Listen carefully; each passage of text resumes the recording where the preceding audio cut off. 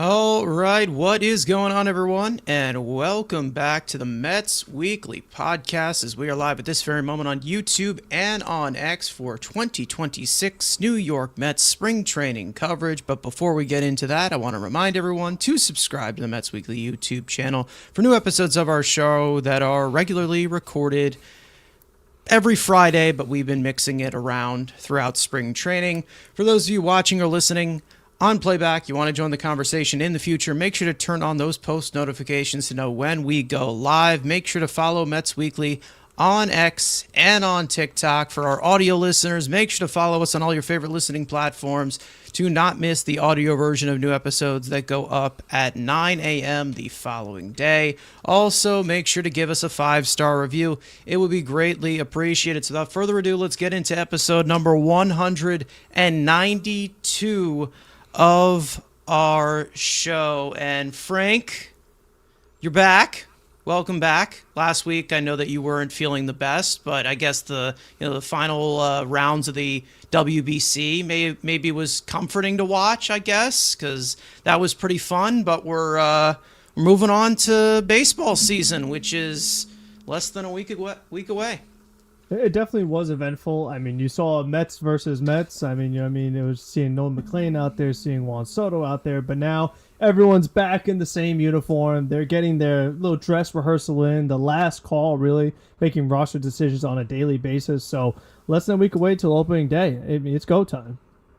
Yeah, I have had like 3 different versions of graphics, I think, with all the cuts that they have been making. So hopefully I'm catched up. But Andrew, you were here for quite a bit over the last 2 weeks in the WBC streams, watch-along streams that we did with Evan and Matt, I believe, who are in the chat as of right now. So shout out to them. They did a phenomenal job during that. But Andrew, you're here. But, connection's here too. This is the first podcast with this connection. So I think I think so, right? Yeah, because I guess the streams, the game streams, where the debut. Yeah, again, by the time, hopefully the next time we're going to be playing baseball, real games. We got the Pirates decided to announce their opening day starter. Shocker, they're going to go with Paul Skeens, so we know who we're facing on opening day. What? Shocker. I was hoping to face Seth Hernandez, but, it's a different conversation. But, yeah, again, we're seeing spring training roll down. WBC's over. Everybody's back and happy and where they're supposed to be, at least from the American side. They were so happy to get away from playing for Team USA because that was the biggest chore for them that, God forbid, show a little emotion in a very fantastic tournament that surprise winner, but not really to an extent because Venezuela was a loaded team. There were no Mets on that team, so it's kind of sad. But again, we got some entertaining baseball in March, but that was the appetizer for the last season ever to be played Major League Baseball because we all know what's happening next year. So let's just enjoy the ride and have some fun because baseball is growing, and why would we ever lock out? That's the question. I don't know. Why would we ever kill that momentum, right? Why would we ever do that? Who knows? Yes, we should ride that lightning. Absolutely. Some of you guys in the chat, Evan, Matt, like I said, said, thanks, guys. It was a pleasure. All eyes on Sunday. That is true. We have a huge announcement coming out on Sunday around 10:30. That'll be out and it is going to be, it's just stay tuned for that. Let's just say that. It's going to be AM. AM. Is that Eastern time? 10:30 a.m. Eastern time. Yes, Eastern time. So make sure to look out for that.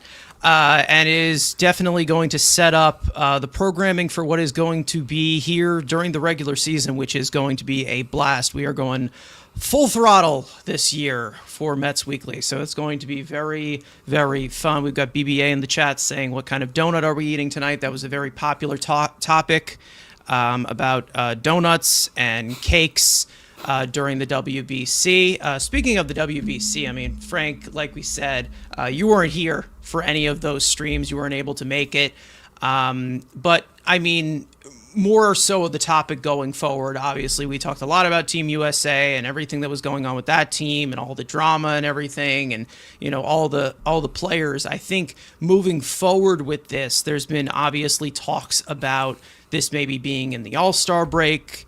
Andrew and I were actually talking about this off stream yesterday, I think, of like some different ideas that they could do with the World Baseball Classic. I mean, I think that obviously that'll probably have to be more in a CBA conversation for next year with the negotiations, but I would love to see it in the All-Star break or some kind of different way of it, similar to what they did in the NHL with the Four Nations, obviously.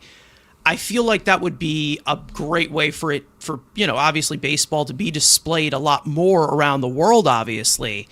And then you also have players more in full swing, which it seems like will kind of release the restrictions of teams saying, oh, you're allowed to play here, and we're not going to just completely hold you back under restraints. And then we could see more talent on display as well, because I think that would be a good idea. I mean, I don't know what your thoughts are on that, but I think moving forward, the way to grow the game, we already saw, what was it, like over 10 billion viewers? 10 billion? 10 million. 10 billion. Some stupid 10 billion graphic, viewers. Record-setting. So, I mean, I think it's a good thing that they should possibly try and capitalize on, even though the MLB probably, who knows, maybe they're just sitting here and ignoring us and like, we'll do it our way. Yeah, I mean, it's something you're saying from a business perspective, because when you have that many viewers, you don't want to do that once every few years. You feel like, oh, well, if we can get a lot of eyeballs, we want to do that every year. I disagree with putting it during the All-Star break. I think the key word to keep in mind is break. These players need a rest in a 162-game season, so they would have to be very creative if they want to do it during the All-Star break. They might have to make it like a one-day thing. If you want to replace the All-Star game to make it more like USA World, or just have a bunch of teams in a tournament format, but maybe shorter games, kind of like they did with the NBA All-Star game. They had the young guys versus the old guys versus World, and there was like a bunch of small games happening on the span of one night. Maybe do a few 3-inning games or something like that in order to see what the best team is.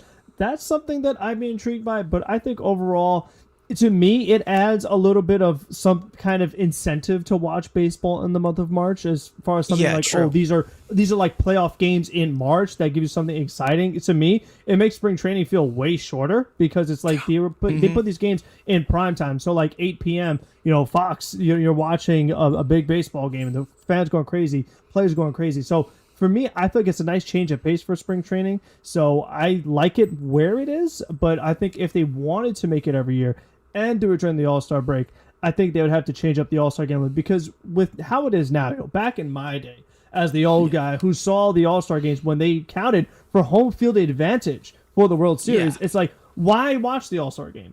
Because when it comes to baseball, it's very low scoring. It's like, it's not something where you see like flashy plays, because baseball is not really a flashy kind of sport. So I think right now the All-Star game is like, why? Because to me, these were some stacked teams that we saw. I mean, whether you're talking about Venezuela or USA, Dominican Republic, Japan, like they were basically All-Star teams in some of these countries, because, I mean, these are combinations that you don't normally see. You wouldn't normally see like Fernando Tatis and Vlad Jr. on the same team otherwise. Yeah. So I think like some of these like compositions were definitely very, very fascinating. And I really liked it. Whether how much USA cared about it, didn't care about it, who they used, who they didn't use, what rules they have involved, can we challenge, ABS, all those other things, like they'll figure it out eventually. But overall, I thought it was a very enjoyable tournament. I think, Italy was a big surprise. I mean, they showed like a lot of young players who Vinny Pasquantino became like a household name all of a sudden. There you go,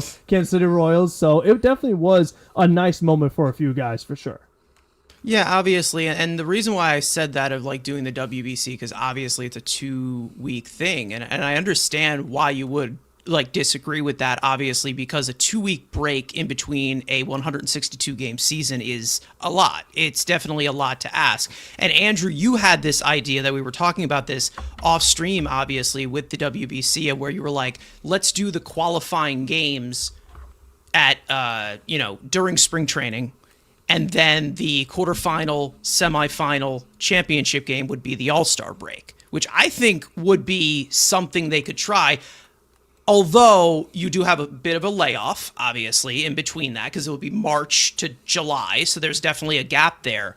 But I think that you also could add that element too, and this was the idea that I added into it, which I think would be awesome, is the Home Run Derby would have the 8 qualifying teams, one from each of those countries, to represent their country in the Home Run Derby. So obviously, going off of like the 8 teams that qualified for the WBC in the quarterfinal, USA would have Schwarber. Puerto Rico would get probably, I don't even know who they would get. Who are they? I have no clue. Eddie Rosario. Dominican Republic gets Vlad, right? Yeah, exactly. Dominican Republic gets Vlad, Japan, Shohei, like those types of things where it could be an international type of thing. For the Home Run Derby, which is usually regularly not something that is broadcasted that, far, obviously. You don't just have like, a Japanese audience because of Shohei Ohtani. Like, I feel like it could spread a little bit better where you have guys like representing each country that makes it to the qualifying. What do you think about that, Frank? Andrew, you can add on it, obviously. I feel like if you do split it between that makes like sense. The problem is that you're probably going to have maybe no room for like any scrimmage games to re-prep these guys up. But again, they're in mid-season. They're in so mid-season form. Yeah. I mean, exactly. To do the Derby thing, I mean, if you want to get real gimmicky and fun, I mean, maybe you put your 8 teams at obviously spring training. You do your pool play. Do your 4 games in Puerto Rico and the Dome, and obviously you have Miami and Houston. Those are pool play during spring training, whatever. And we saw it all, at least for Team USA. Once you got the pool play, it was a different roster anyway. So again, you could still, that gap wouldn't change it because we saw what Team USA did with their pitching. As soon as you got out of pool play, it was like 15 different relievers, different pitchers on the team. So that wouldn't matter. If you want to incorporate the Home Run Derby, and let's have some fun, because we heard the report from MLB is the fact that Japan couldn't play USA unless it was in the championship game for some bullshit. So let's get rid of that completely. And let's incorporate the Home Run Derby here. Is whoever wins the Derby, whoever, like, you pick a guy from each country, wherever you land, let's say 1 through 8, that's the seeding, and then that becomes the bracket. So you have no, like, well, I'm keeping Japan and you. No. If you want the number 1 seed, U.S., use Judge, use Schwarber. Obviously, Japan, use Ohtani. Puerto Rico's screwed. DR, pick between Soto or, Tatis or Vladdy. Italy could have Cags, and I fucking think Cags would go nuts in that type of tournament. But again, you're incorporating still the All-Star tournament, while also not, because again, the normal All-Star break's 4 days anyway. If maybe you get 2x, make it 6 days. You have your 8 teams that go in, 2 games a day, get the tournament done, and everybody's back, let's say, on a Wednesday, instead of obviously we come back on a Friday normally for the All-Star break. You come back the Wednesday after, everyone's back to baseball, and the regular season starts. You don't really miss or really have to add any days. Again, if you want to, let's say, you have to play into October, fine. We can make the jokes, everyone makes October, plays in October. But then, again, that's the kind of ideas. But again, these are creativity, these are fun. MLB doesn't do this, so they're just going to be like, keep it in March and nothing's going to change. And hell, maybe they're not even going to send the Olympics. Like, it'll be stuff like that. But again, there's ways to make this tournament better. And again, looking at 4 nations, and I know Evan and Matt began the chat. I think Matt said it. It's like, oh, NHL did it for the Olympics. Baseball, MLB just doesn't give a shit. Where it's like, again, you look at the Canadian, you look at the hockey players. They love this. They love, it doesn't matter. Russia's crying that they're not in this tournament and pissed off that they can't even perform. And again, you can make this not even best on best. We don't have that in the sport of baseball. When it comes here, when every other country loves this. So, and the fact that it's an MLB sanctioned tournament, unlike the NHL with the Olympics, with the IHF, whatever the hell the stupid idiot rules that we have for the Olympics, this is an MLB branded tournament, meaning this is a USA sanctioned tournament. So if, let's say, and we've seen Scooble already say it, I think if we see some more stars say, we'll move this to June, if it's going to help Team USA, they're going to probably do what's best to try to help Team USA win this thing. Yeah.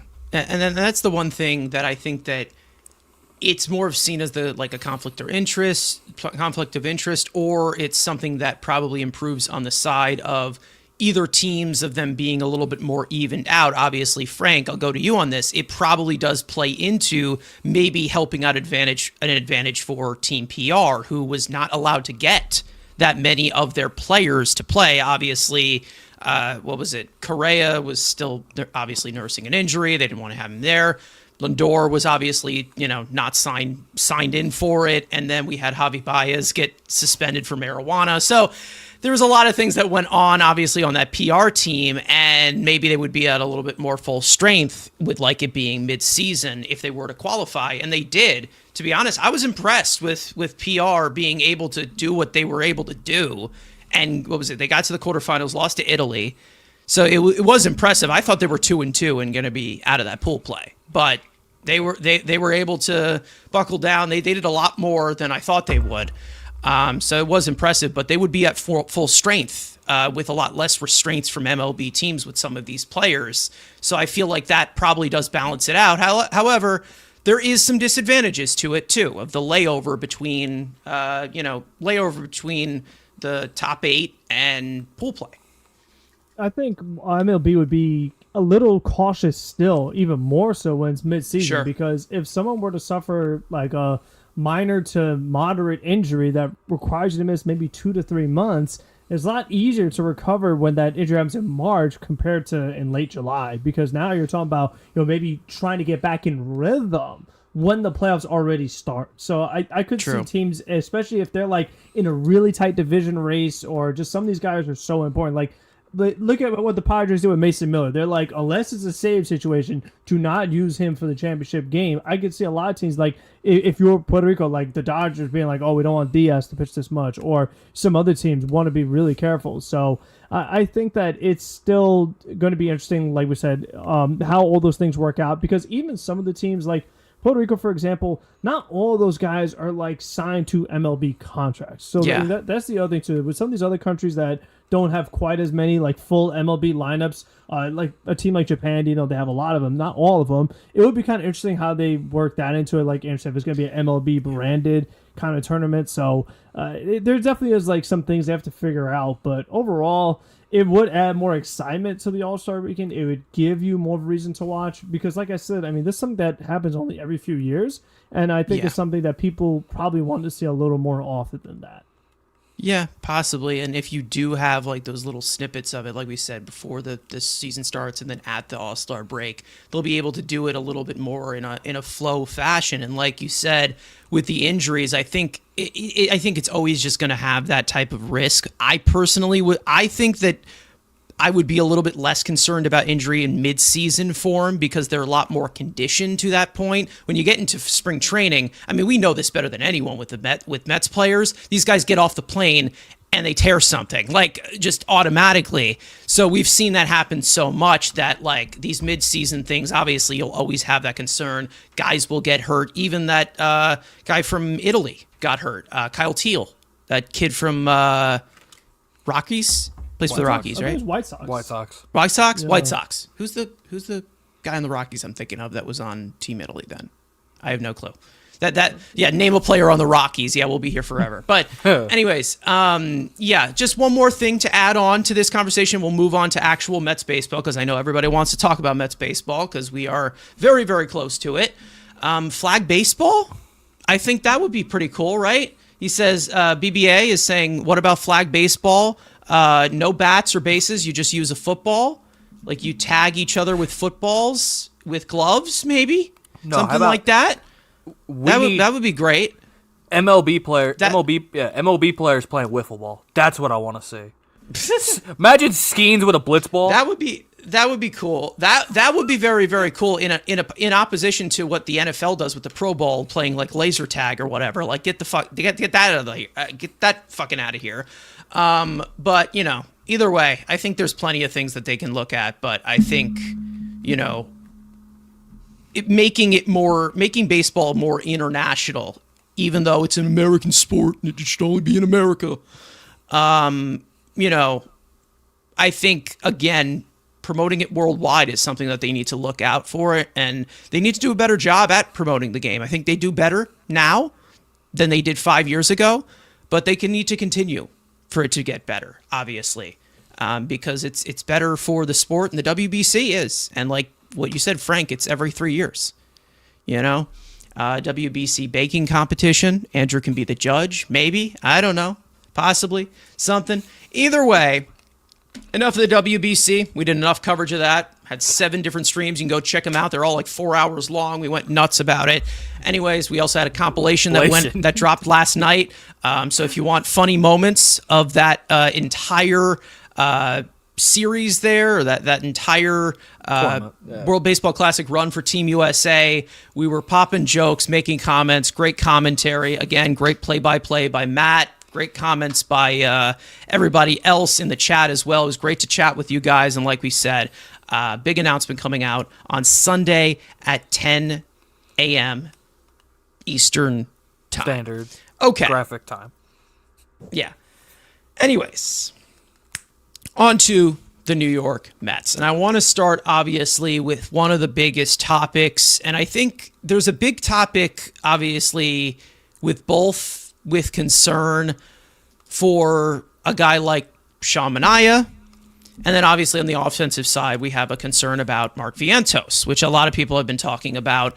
Mark Vientos, we're going to push to the side because we already know the deal with him at this point. We already know what the situation is already. Maybe we'll talk a little bit about it when we recap spring training in the next episode, which is going to likely be on short podcast rest because opening day is I'm pretty sure the next Thursday. Friday. So either way, I want to get into Sean Manaea because there has been a lot of discussions about him, obviously. We all know about his injury history last season after a phenomenal 2024 season. However, what has been very, very noticeable for him has been a huge velocity drop.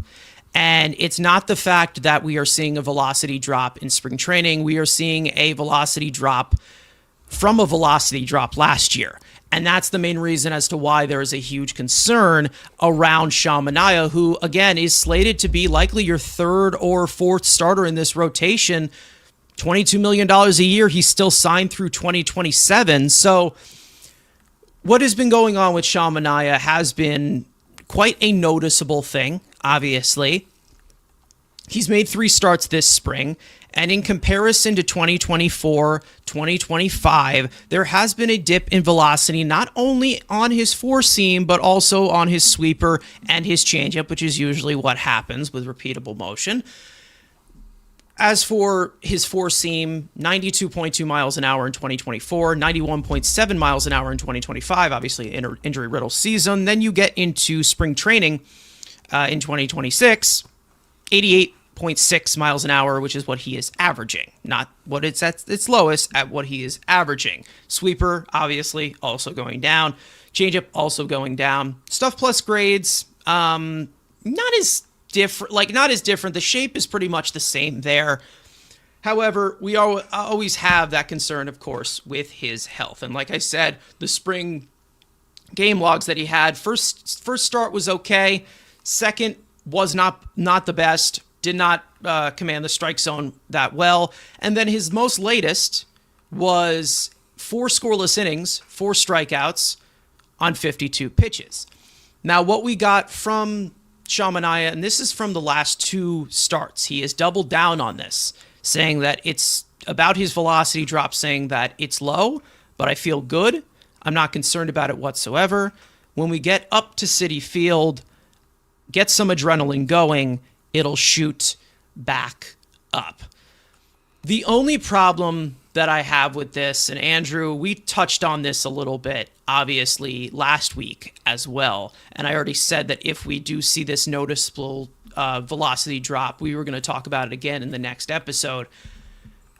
The only concern that we have here is, like we said, it's a velocity drop from the velocity drop last year. But also you bring in this factor of the fact that he was not healthy last year. So it's not like you can just say, well, what's happening here? He'll get back into it. He's not in full swing. No, he's coming back from trying to be healthy again. And he can say he feels good all he wants. If you're throwing 88, 89 miles an hour, 87 miles an hour, there's only so much that you can do from that certain vantage point. And I understand that the results were great in his last start, and I'm sure that's going to swing the boat completely from Mets fans and saying, well, he's fine because the results were great in that spring start. Awesome. But, Andrew, it's more of the fact of this is now over a calendar year now where we have had injury concerns, velocity concerns, not as much of effectiveness. And this has all come since he signed a 3-year, $75 million contract to come back to the Mets after a great 2024 season. So the Mets, I think Mets fans have every right to be concerned about a velocity drop with Sean Manaea, considering the effectiveness and the condition of his health. Yeah, you went into this season. Obviously, we saw we feel confident about the top of the rotation with the top two, and I believe in Clay Holmes being a solid 3. You had the question marks going into the bottom half of that rotation, and the fact that one of the guy we wanted to ship out of here for a box of donuts it's been the guy who's outperformed and has gotten better to what he was, and the guy we felt somewhat confident in the fact of he can be a solid 4 and we expect consistency, is the one that we're having the bigger concern about in Manaea. The velocity thing is a big thing, and I know I can already hear all the old guys, well, did you see Eduardo Rodriguez versus Team USA? He's not throwing hard, velocity doesn't matter. Like, no, it does. And the fact that now he's, again, like you said, it's a velocity drop to an original stark velocity drop, and his excuse is, well, once we get, it's meaningful games, it'll get back up. You hope that, and then even if he gets back to what he was last year, that's a drop from what he was in 2024. So you're getting back to a problem. You're no longer dangerous. You're just cautiously dangerous. And it keeps going back to the fact that this guy did not get the surgery in the offseason. And it is going to continue to be a big thing of just if you would have got the surgery, there would have been no concern and questioning, at least from fans, and he's going to be bugged by this by the media, is if he would have just got the surgery and maybe the velocity goes up, but at least it's not, he doesn't have a built-in excuse. And what we say all the time, we hate guys giving excuses because a certain guy made a very big Mets career based on of excuses. Now he has that built-in excuse of like, well, if I get my surgery, I can get back to. Yes, the money is what it is, but also if you look around the market, that's what 4s and 5s get paid nowadays. So in a grand scheme of things, it's not killing, but you look at this of potentially you have more young pitching talent coming. He's going to be given the first opportunity, like I said, because he's making the money that he is. And the fact that he's already guaranteed a spot. And here's my thing. Like, I understand, like, okay, he believes he can get the velocity up. I was waiting for the notification that he's having, like, shoulder stiffness or something. Or make a phantom IL, because I can't trust this guy. And we've seen it again last year. It came down to one game, not making the playoffs. I want this guy down in extended spring training. Because I need to see the velocity get up, and I'd rather want to see the velocity get up in meaningless games down in Florida than, you're pitching against the Cardinals in St. Louis and against a bare-bones, god-awful lineup, and he gives up 7 runs because he's throwing, 88-mile-an-hour cookies down the middle.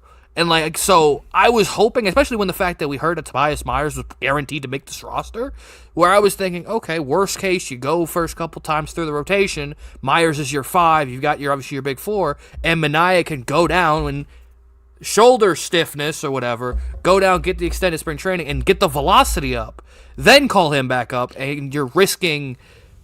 you're risking sort of punting games to say, you know what, Sean, maybe you get your velocity up, where you have the opportunity to have him get the velocity up in meaningless games down in extended spring training and not hurting the big league club. But again, they're going with the risk, and we'll see how he does, because again, if the results are good, no one's going to care about it. But again, there is still that ticking time bomb of that shoulder or elbow, whatever it is, elbow that it could blow on a random Tuesday, and then he's done irrelevant. He's done anyway. So it's concerning, but again, I like the built-in pitching depth that we've had, and obviously we know there's more coming. So it's not going to kill you if he's hurt, but I just don't like the risk factor of, hey, This guy has not showed anything in spring where it's like to give you the confidence of like, oh, just a little adrenaline's getting up, and we saw what adrenaline did to Nolan McLean hitting 99 till into the 5th inning. So there's a difference between Nolan McLean and Sean Manaea, but adrenaline for a guy like that, even if he's getting back to 90, it's not pretty. And again, you have the ability to just say, hey, you're injured, spend 2 weeks getting that velocity up before in meaningless games to get into the big ones. The thing is that I don't know if he is injured or we're just looking at an arm that maybe is damaged beyond repair because of the adjustments that he ended up making. Obviously, we know about him lowering the arm angle. We talked about that before, obviously. And it seemed like it was somewhat of a... It was healthy to sustainable the way that he was doing it in 2024, but from one of the reports that we were getting, the new pitching coach, Justin Willard, of him emphasizing that lower arm angle of going from 24 degrees down to 18 in 2025 was what really, really hurt him. And obviously we all know about the history of Jeremy Hefter murdering pitchers. We don't even need to get into that. And if you don't think so, I got an entire spreadsheet to show you. The whole thing about Sean Manaea is I think out of the three of us, I was the one who had hope that he was going to be able to find a median between 2024 and 2025. And I thought that he would be a decent middle rotation piece to this lineup because I thought the swing and miss stuff was still there. He was still throwing strikes. He wasn't walking that many batters in 2025, even though he was definitely getting hit hard in that way. But I even said this on Twitter, and Frank, I'll go to you on this. I said this on Twitter. I said, when I said I had hope for Sean Manaea, I didn't mean throw 87 to 88 mile an hour fastballs. And like I said, for somebody who, such as myself, was confident that Sean Manaea could bounce back, of course, when I say that, I'm obviously saying that he's just completely awful now, and everyone will tell me, oh, well, look at the results, 4 scoreless innings, go fuck yourself. So it comes to a point of process over results in spring training. And when you look at 88 to 89 mile an hour fastballs, struggling to hit 90, and then you get a quote that he's doubling down, saying that I need adrenaline for 92, 93, yikes. Really, yikes. Because again, if you look at the shape of his pitches from the different release height that he has and the overall shape, you need 92 to 93 for it to be an above average pitch.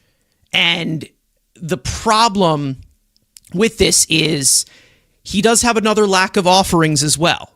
He has a sweeper, he has a changeup, he doesn't really throw anything else, maybe a cutter mixed in there, maybe a occasional sinker, but I don't think he uses that anymore. So it's really a weird tightrope, and like Andrew just said of that surgery he didn't get, it's something that's floating over our head right now. Like, we still have that thought of, well, he didn't get this surgery. He didn't get this surgery, and it was made public that he had loose bodies in his elbow before he even came back from that rehab last year. It's definitely going to be something very close to follow. I mean, the thing that concerns me more is, like you mentioned, he's under contract through 2027. So he's a guy that he's 34 right now. Do we think that his fastball velo is going to go up when he turns 35? Not necessarily. I am concerned as well because this is a guy who made a drastic change to the kind of pitcher he is at an older age. So you talk about the different arm angle, trying to, be more like Chris Sale. But the other thing that happened too was his pitch usage. I mean, that's also something that has changed over time. And this past season, he only threw that changeup 6% of the time, and 61% was the 14 fastball. And it's just hard to project seeing a guy throw an 88 mile an hour fastball. If you throw that 60% of the time and don't have that many other pitches mixed with it, it's just very hard to predict that there's going to be a lot of success. So that's something that you have got to be very just mindful of because, I mean, let's not forget what just happened last offseason with one of the other starting pitchers that we signed to a multi-year deal, who we said, you know what, this guy is so bad, we'll pay you to go home, and we don't even want you to pitch for us anymore. You don't want Manaea to get to that level too. But at the same time, you have got to make the best choice for your decision. Like Andrew mentioned, you're one game away from making the playoffs. How far your team would have went, different story. But it's like every game is crucial in the 162. People want to say, oh, it's a long season, it's 162, you'll be fine. But sometimes you just never know. I mean, a lot of things can happen in that 162 to where some games that you thought didn't matter, well, it does matter. And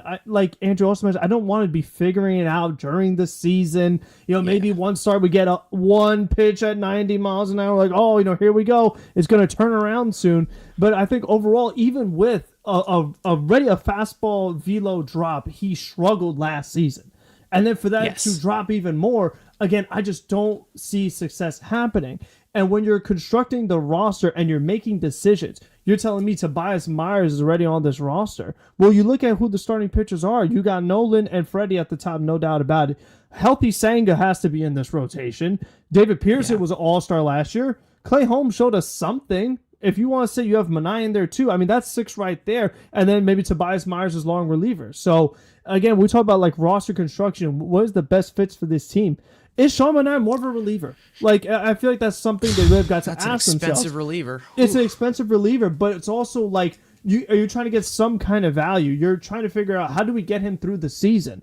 I mean, you have to just kind of make the most out of it, because that's something they experimented with last season. He did some starts. He did, he had a little bit of an opener. Like, they tried a few different things with him, and that's how it's been his whole career. He's been someone that has bounced between the rotation and the bullpen. It's happened with other teams before the Mets. So he's just someone that has always been very tricky to like project and figure out what you're going to get out of him. He's had so many ups and downs in his career, and it feels like this just could be another example of it. So if you are going to become an 88-mile-an-hour pitcher, if that's who you are now, there needs to be some other adjustments made with it. I don't know if that's necessarily arm slot again, but you can't just be throwing 60% of 88-mile-an-hour fastballs. It's just, that's the only way that you would be effective with out. 88 miles an hour. That's the thing. That's the only thing you would be effective with 88 miles an hour from a certain arm slot, such as, like a guy like Brooks Raley or something like that. Like he's very obvious. He's very effective, but he's more of a spin rate guy and an overall pronator. But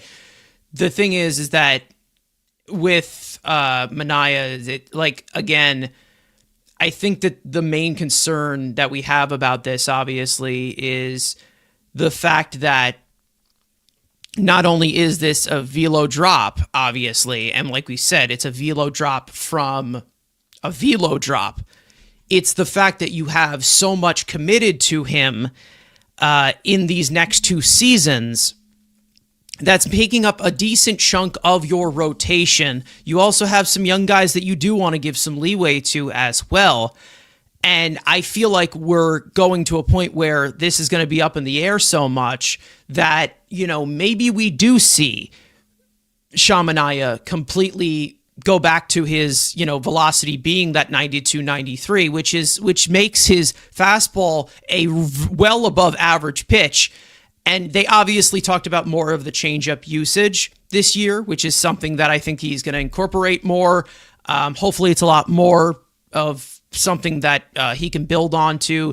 I feel like last year he was definitely rushed into a certain scenario where he didn't really want to overall utilize everything, and they were just kind of trying to use him in spurts of being like, well, he was good for us last year, so maybe he can give us a little bit of a push in the pitching department. Maybe we get a few innings out of him, and we piece together these other innings in long relief, obviously. So the thing is that I don't know how to feel about this right now, but I'd say that it's so concerning to see velo obviously drop from a guy who emphasized velo so much coming into his Mets tenure, obviously, going into 2024. We know his whole thing with Driveline, obviously. They talked about a little bit more hip rotation and adding velocity and a little bit more of that conditioning, either whether it was in his shoulder or overall upper body. So there were so many different things that kind of went to it that there still seems to be a lot more changes that continue to happen, and you don't know how he's going to adapt to that. Like we said, 34-year-old season now, going to be 35, still getting paid by the Mets. It just seems like we really have gone to this certain capacity here where obviously this 2024 version of him does not seem like it's very obtainable. And then you also have this other point where at the end of that 2024 season, ever since he was open and honest and saying, my arm feels dead after that postseason run. And obviously he was not good in that, that game 6 where they got eliminated by the Dodgers. He wasn't as effective. But when you hear things like that, where you feel like maybe this has been completely torn to shreds here, that's very, very concerning because it seems like he has not gotten back on that sort of height there where he can be an effective starting pitcher. And to be honest, I feel like you still get pulled back in with this whole thing because he still has this swing and miss stuff. Like he still was registering a good amount of strikeouts in those spring training performances, even with him throwing 88 to 89 miles an hour with his fastball and all of his velocity going down and maybe a little bit of a tick in overall stuff quality because velocity is an added bonus. You keep getting completely pulled into it, but can this be a starter? It kind of has to be because you're paying him $22 million a year. Can this be a starting pitcher where his stuff lasts out after 3 innings? We didn't see that last year. We definitely didn't. So, again, it's a very sensitive situation that going into to opening day right now, obviously going in with the 6-man rotation, it's probably the best. Having Tobias Myers probably helps out as well, too. But that long stretch of the season, I'm not trying to go from, making accommodations to Kodai Senga to making accommodations to Sean Manaea because he's not giving us the value that we paid for. And that's the main concern that I really have about this. I still believe that there still is a quality middle rotation starter in there. I don't believe that there still is the insane ace he was since that time he changed the arm angle and wanted to be like Chris Sale. I don't believe that. Never believed that. Always thought that he was a mid-rotation guy at best who can give you strikeouts and contact manage, go deep into games because he can get on a roll. However, we haven't seen that in this overall calendar year since the end of 2024, where he was one of our most dependable starters. And ever since then, the big injury, was not on the field for a long time, comes back. What was it, out of the bullpen? Looked good. He's looked good for the first few innings, but like a $22 million opener, whether you are the Mets or not and you can afford it, that's scary. It's still scary to think about. And I don't know how I do feel about that, because it also gives us the object of, the whole situation with last year where we were running long relievers or relievers that can go 2 innings into the ground. And I don't want to do that again. I just don't want to do that. We saw what happened with Max Krenick. We saw what happened with Huskar Brazaban, who was the other. We had Budo for a second. Budo was pretty much losing his mental capacity as well. That was a whole different story. But it's concerning. It really is concerning because this rotation still needs to, flow. This rotation still needs to flow to a certain point where these innings are being eaten up a little bit more evenly in comparison to last year, because that was one of their biggest downfalls. And Sean Manaea being a part of that is very, very concerning. Tony's saying here in the chat, saying we can always hope he can turn into Bartolo Colon. Bartolo Colon could at least hit 90. So I know Bartolo Colon didn't throw that hard, but he could hit at least 90. And we all know that he knew how to command the zone and go deep into games and eat innings, which Sean Manaea wasn't doing. So there's a lot of concerning factors to this, with a velocity drop, with a regression and stuff that he obviously worked on and reinvented.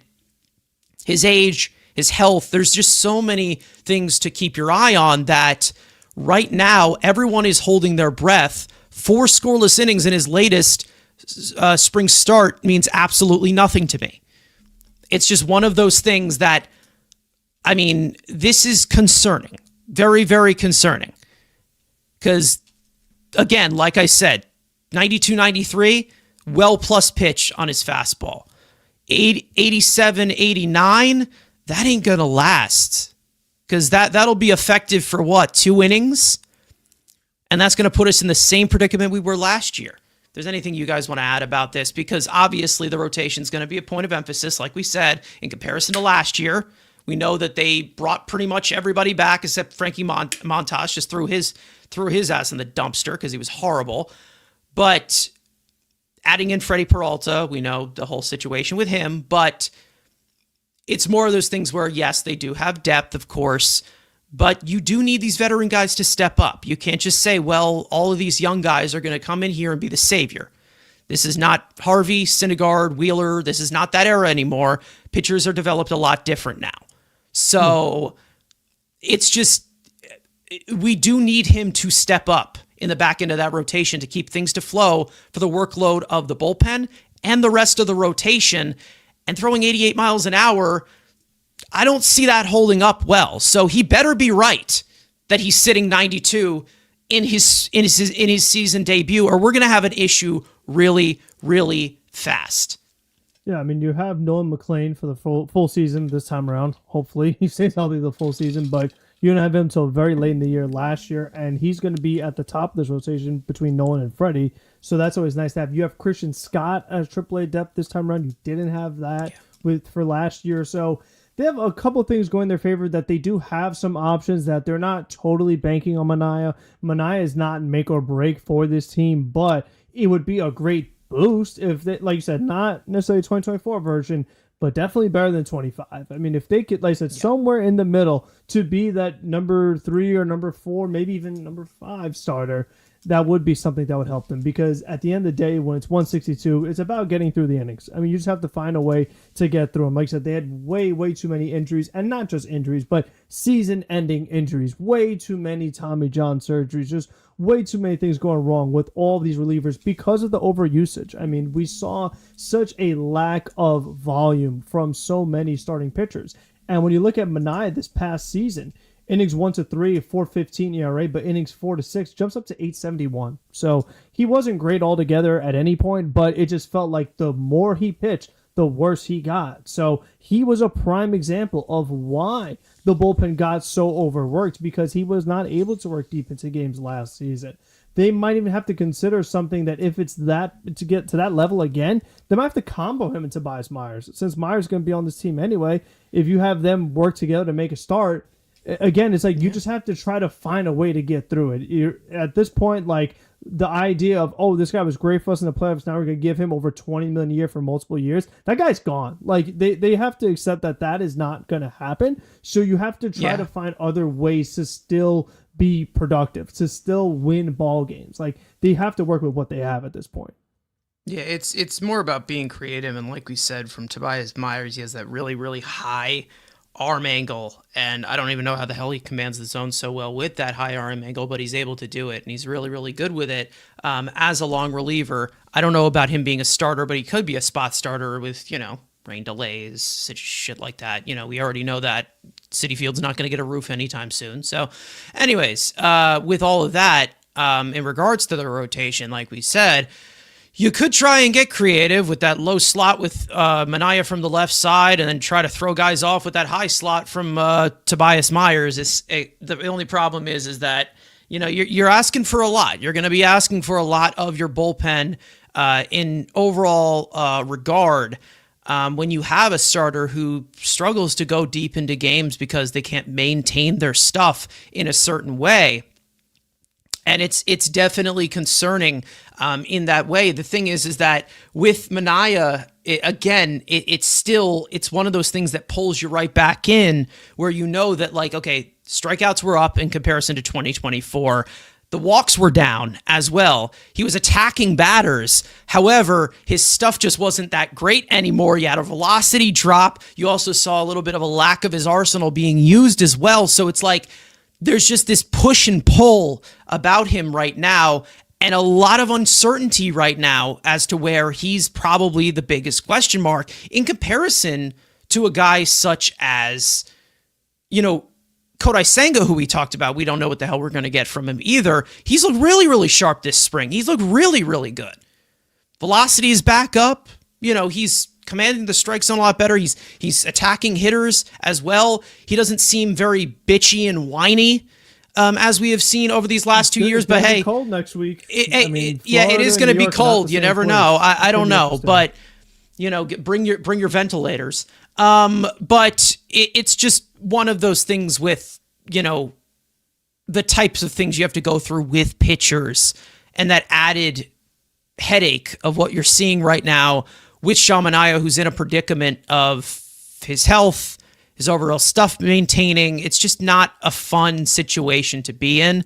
And it's really, really rough to just overall say, well, we're going to get the guy from 2024. I just don't think you're going to. And it sucks that you won't, because I still think that there's shades of that guy in there. Like I said, good strikeout stuff still. The control is still there overall. But with all the stuff that's been going on since he signed that contract, putting it all together has been a very, very hard task for him.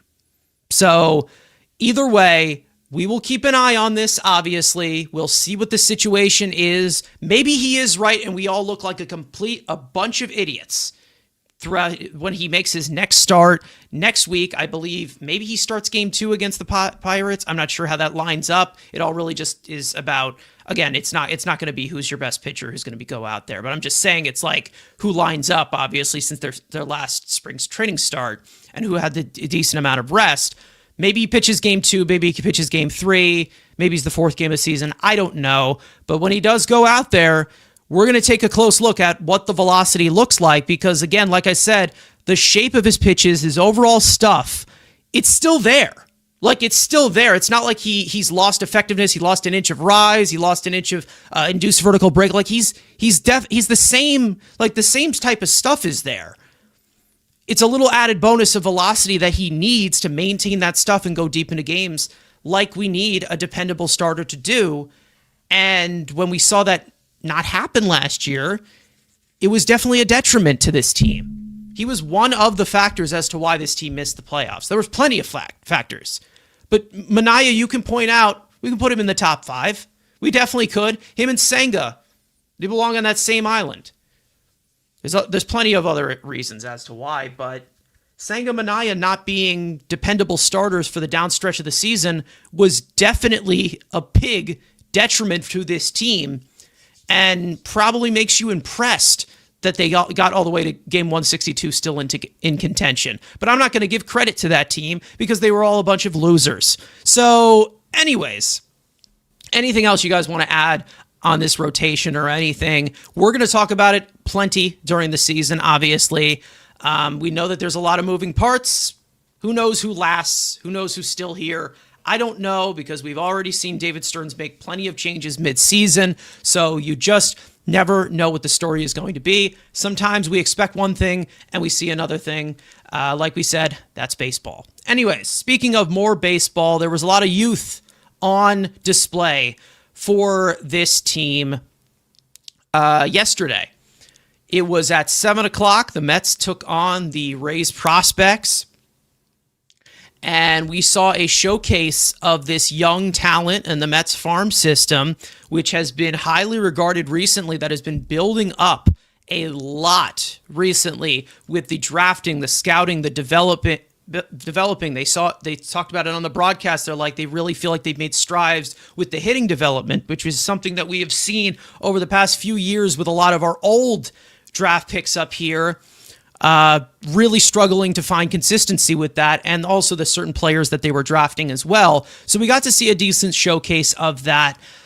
I wouldn't say that it was the best performance overall from our prospects. They lost 2-0 to the Rays prospects, so obviously season's over, right? But Anyways, we did see a good display of pitching. We saw some guys that we haven't really seen that much of, or were in the lower levels that we heard some really great things about. So overall, here is the overall recap of this spring breakout game against the Rays prospects. Like we said, overall, the line, 2 runs, 4 hits, 2 errors for the Rays prospects, 0 runs, 6 hits, 1 error for the Mets prospects. Again, it was a showcase. It had nothing to do with what the score was, but they keep score because that's how it goes on with baseball. Either way, individual performances. Let's get into that. The pitchers, Jack Wenninger, who we have seen a decent amount of during spring training, and he's definitely impressed. The ability to go multiple innings, obviously, and he's being stretched out to be a starter. Former 6th-round pick by the Mets. He went 3 2/3 innings pitched, 2 hits, 1 earned run, 1 walk, 6 strikeouts, 65 pitches. Then you had Nicholas Carreno, I think, came into the game. Actually was a left-handed pitcher, a young prospect, 17-year-old prospect that the Mets acquired in exchange for Josh Walker at the trade deadline in 2024. Anybody remember that name? He didn't do well. Threw 9 pitches, all of them were out of the strike zone, walked 2 batters, walked the bases loaded, almost hit like 2 guys. It was a mess. He's 18 years old, so I think we're going to cut him some slack there. You had Oriana. I said this dude's name incorrectly last time. Andrew, do you know how to say this guy's name again? I have no idea. It's Oriana. Douglas Oriana. Douglas Oriana. Okay. He finished up the inning, got them out of the jam on 2 pitches. Then you had Jonathan Santucci, 2nd-round pick 2 years ago. He impressed. Had a little bit of trouble with his command of that last inning there, but 3 2/3 innings, 1 hit, no earned runs, 2 walks, 5 strikeouts on 49 pitches. We also had Haas Brewer, who was somebody that the Mets picked up as a minor league signing and really, really impressed in the lower levels as well. You also had Ben Simon, who was actually in the World Baseball Classic for Team Israel, pitched a scoreless inning, gave up a hit, 1 strikeout on 13 pitches. As for the offense, A.J. Ewing continuing to impress. He got a hit. We also saw Ilian Pena, one of the main focuses of this game, finally coming over from the Dominican Republic after signing a very, very rich signing bonus. Obviously, it was like $6.5 million. And there's obviously some really, really high hopes for this kid. And we saw some poise from him in this game as well. Got a single, took some really, really good swings. Very disciplined bat. Jacob Reimer continues to have yet another great throughout this entire spring. He's been on showcase. Ryan Clifford 0 for 2 with a walk. Eli Serrano, a single. Another guy who they are very, very high on, and hopefully he makes a little bit more of a step in the right direction, maybe grows into his body a little bit, displays a little bit more of the power that they were expecting. You had Chris Suaro, who is a utility catcher. He was catching behind the dish. He had a few decent at-bats, but he went 0 for 2 with a strikeout. Mitch Voigt played. He got a walk. 0 for 1 with a walk. You had Nick Morabito, another prospect as well. He was with Team Italy during the World Baseball Classic, so he comes in. And then you also had Randy Guzman. I think this is Randy Guzman. Believe, right? Yes, Randy Guzman. He was the DH. He batted 9th. He was 2 for 4, double and a single. And he was yet another minor league find for them. You also had some other guys come on the bench. Guys you could probably point out, 3rd-round pick Antonio Jimenez. Last year, he was out there. You also had Marco Vargas, one of the pieces that the Mets acquired in the David Robertson trade a few years ago. He was on display as well. You had some of the other organizational guys go out there. We obviously didn't see it completely at full strength. Carson Benj did not play in this game. We did not see Ryan Lambert. We did not see any other like top prospects such as, Will Watson, or we didn't see who's the other guy I'm thinking of? There's some other guys that I'm not. Zach Thornton, we didn't see him, even though he got a spring start as well. So you're really starting to see a little bit of this talent on display of where the direction that they are obviously going in this. Obviously, they lost, and it's time to blow up this entire farm system. But Frank, I'll go to you first, obviously. This is always exciting to see the young talent, and it's always exciting to see, what this team has on display. And a lot of these young players who, especially in this organization, the new wave of talent and the new, types of players that David Stearns likes and the types of players that David Stearns drafts. You're really starting to see a little bit more of, dimensions of ball players here, and not just guys who are very either one-dimensional or very suboptimal, such as some of the guys we have in the majors right now.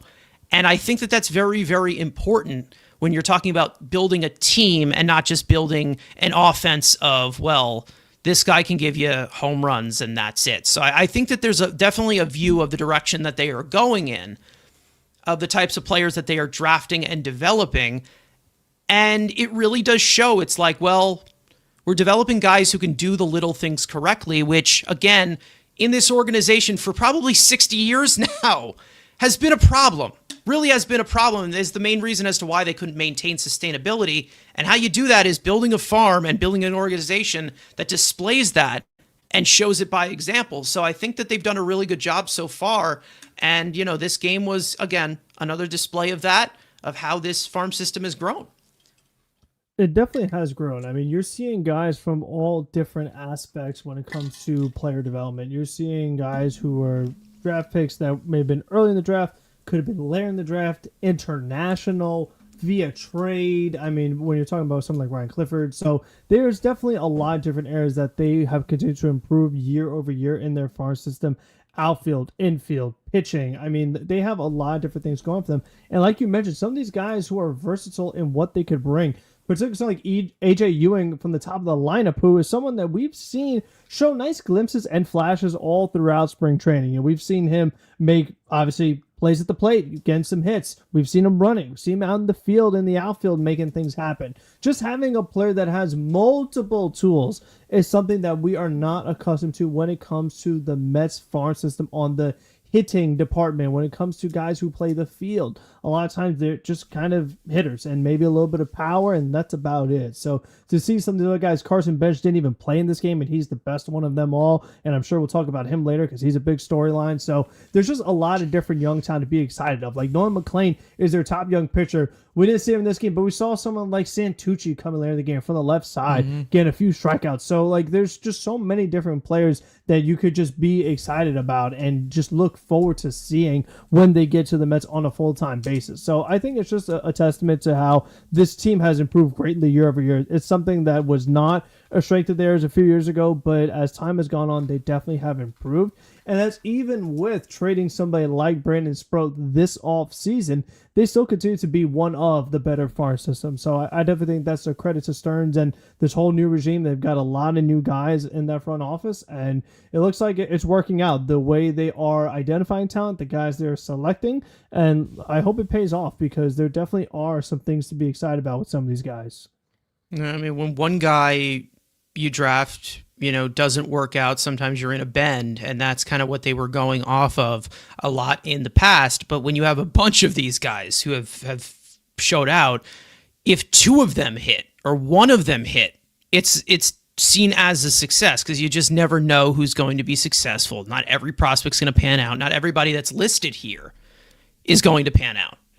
But when you have a conglomerate of talent, a lot of these guys who have shown already strides and have had so many breakout years. Last year was a phenomenal year for our farm system, obviously. Andrew, I'll go to you. Before I do, though, Jonathan Santucci, let me just give a little bit of a rundown here. He topped 97 with his fastball, sat 94, 95 on display, almost 20 inches of induced vertical break on his fastball.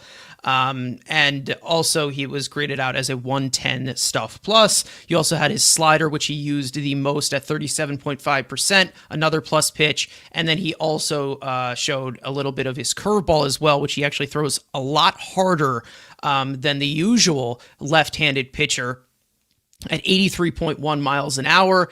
And then he also had a plus changeup on display as well. Can basically throw the kitchen sink. Someone who you can maybe see as a potential volume arm from the left side. Who knows? But Andrew, I'll go to you. Obviously, you talked about, Ilian Pena last time when we talked about, guys getting featured. I mean, 3 quality ABs is what I saw from him. Three plate appearances that he looked like a professional hitter at 18 years old. 18. Like, I mean, this is someone that you're like, okay, maybe we do know why they gave him such a big signing bonus and why they're so high on him going forward. I mean, that's a special talent right there that you could possibly see move up the ranks of the minor leagues, and as he continues to develop, who knows what he can turn into. I mean, yeah, an 18-year-old, first time playing on U.S. soil, obviously, with a spotlight. Obviously, he's played in minor league camps and down in spring trainings this year. But first time he's actually seeing a national appearance, in-game nationally. And for an 18-year-old, like you said, 3 ABs, comfortability, 100-mile-an-hour single, pulled fastball in our half, pulled easily. He flew out the first time, and a quality walk, again, to show in the eye. We'll see what the defense, everyone keeps saying he's going to play short now. Maybe he ends up at third. But we've seen this, and this is what Stearns, especially with Stearns' previous organization, these, international signings, could this be the next Jesus Manaea, where it's like, you don't know who the hell this kid is, and then a year from now, he's the top prospect and overall, not just in system, but overall in the game. Where you see these guys where you see the talent. And we have another one in Wandy. I don't even ask me to say that name. I don't know. Wandy, who we got from in this past IFA period. Don't even try it. We'll get it eventually. But you're seeing Wandy the A. The A, exactly. Wandy A. But we've seen what's at least Stearns internationally, which is the difference between the past regimes where they wanted to go the quantity of getting multiple guys at $1 million. We've seen Stearns in his first 2 IFA periods top and then top again the highest paid international players, obviously Elion and now Wandy A. So we're seeing an adjustment of not just taking, I can get 6 guys for $6 million. No, I'm going to get the best guy possible, and then again we could have a few lottery tickets like the guy Gomez hitting, or not Gomez. It was the guy hit 9th, Gomez, right? Who hit 9th in the game? Guzman. Like, this was a power, and they got him for the I think $50K international signing, and he's like got a ton of raw power. So you take that. Again, like, you have that ability when you're going at top market in the IFA part. You have to find those type of guys. So, again, Pena looked good. We'll see. Again, he's probably going to, especially how aggressive the Mets have been with prospects. I wouldn't be surprised if he just straight up starts in Port St. Lucie. That they're discussing maybe playing in the Florida complex. I think he just starts straight in St. Lucie because this is what the Mets have done with their prospects, is just test them right away. So I would expect him in Port St. Lucie, which is great because we've seen, again, with Benj and now and AJ and guys before him, if you hit and you're moving up fast now with Stearns, and they're going to continue to push you up forward until you see that first kind of struggle. And if that was Benj AAA, which now we'll see, we'll get to him later. But again, it's him. Obviously, Jacob Reimer and Clifford are bigger names. We've seen in spring training. Purdue, Serrano, who I think hit the hardest ball, and I think 103 at anybody, which again isn't great. But again, you'll see. But again, Chris Suero, who again we've seen in spring training pop off. So it's like it's a depth of players where you have your top end guys, when you have your upside with obviously Benj and Pena, and we'll see what happens with Wandy A. But then you're seeing just quality in the middle of the system, where in previous regime it was you just had quality up top, and it was just a death graveyard after you get past 7. Where at least now you're seeing depth of it. Like, again, not everybody's gonna be a star, but at least you're at a point where it's like, okay, this can be major league guys, and in worst case, they're trade chips. And you've seen, and especially, and I say this all the time with the Dodgers system, the Dodgers prospects are not as good as they have the public likeness because they're Dodger prospects. The Mets are getting closer and closer to that, where it could be, they're just Dodger prospects, so teams are going to like them more than truly who they are. because the Dodgers have not been developing anybody. But we hear all the time, oh, Dalton Rushing's going to be great. I like Dalton Rushing. He's nothing. Now you're seeing the same hope for guys like Zaire Hope and Nosebleed Apollo. It's the team you play for. When you get the narrative that you have a good developed farm system, teams will want your guys. And the Mets are getting closer and closer to that. So when you want to make big trades, you're not giving up your ones and twos because you have the general opinion and the mass opinion of, well, they have depth, so maybe it's, and how Frank always yells about, like, oh, this team only gave up this, this, and this. Well, the Mets have to give up this.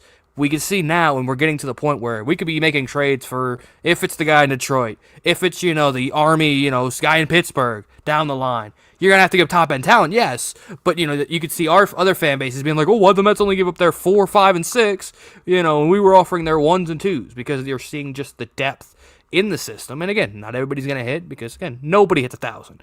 But can you hit 500? Every one out of every other? Possible. We're seeing the development, at least throughout the system, winning 2 championships and 2 levels, which, again, doesn't really matter in the grand scheme, but you like seeing it. You saw AA and single A. That's the hardware I want. That's exactly. And Binghamton's giving out their ring, I think, first week of the season. So go get your Binghamton rings. But, yeah, so you're seeing just an overall production, and, again, not just internal, but you're seeing it nationally, where, again, A.J. Ewing getting top 50, top prospect thing. And we already, how much you want to bet by the end of the year, Chris Swear will be a top 100 prospect by most publications. And we'll see if Mitch Voigt, again, which again, we didn't see much. Again, Mitch Voigt only played 20 games in Port St. Lucie. But again, maybe he pops off. And again, you'll see the branding of these national publications maybe be a little blind and say, hey, the Mets now are hitting a little bit. What's this guy? What's the question mark? And again, once that gets into the masses, would make, well, not just the benefit for developing in the roster for us, but again, when you want to go make those big trades, you're not giving up every single piece in the goddamn kitchen. You can give them a frying pan and you keep, your saucepan, that type of thing.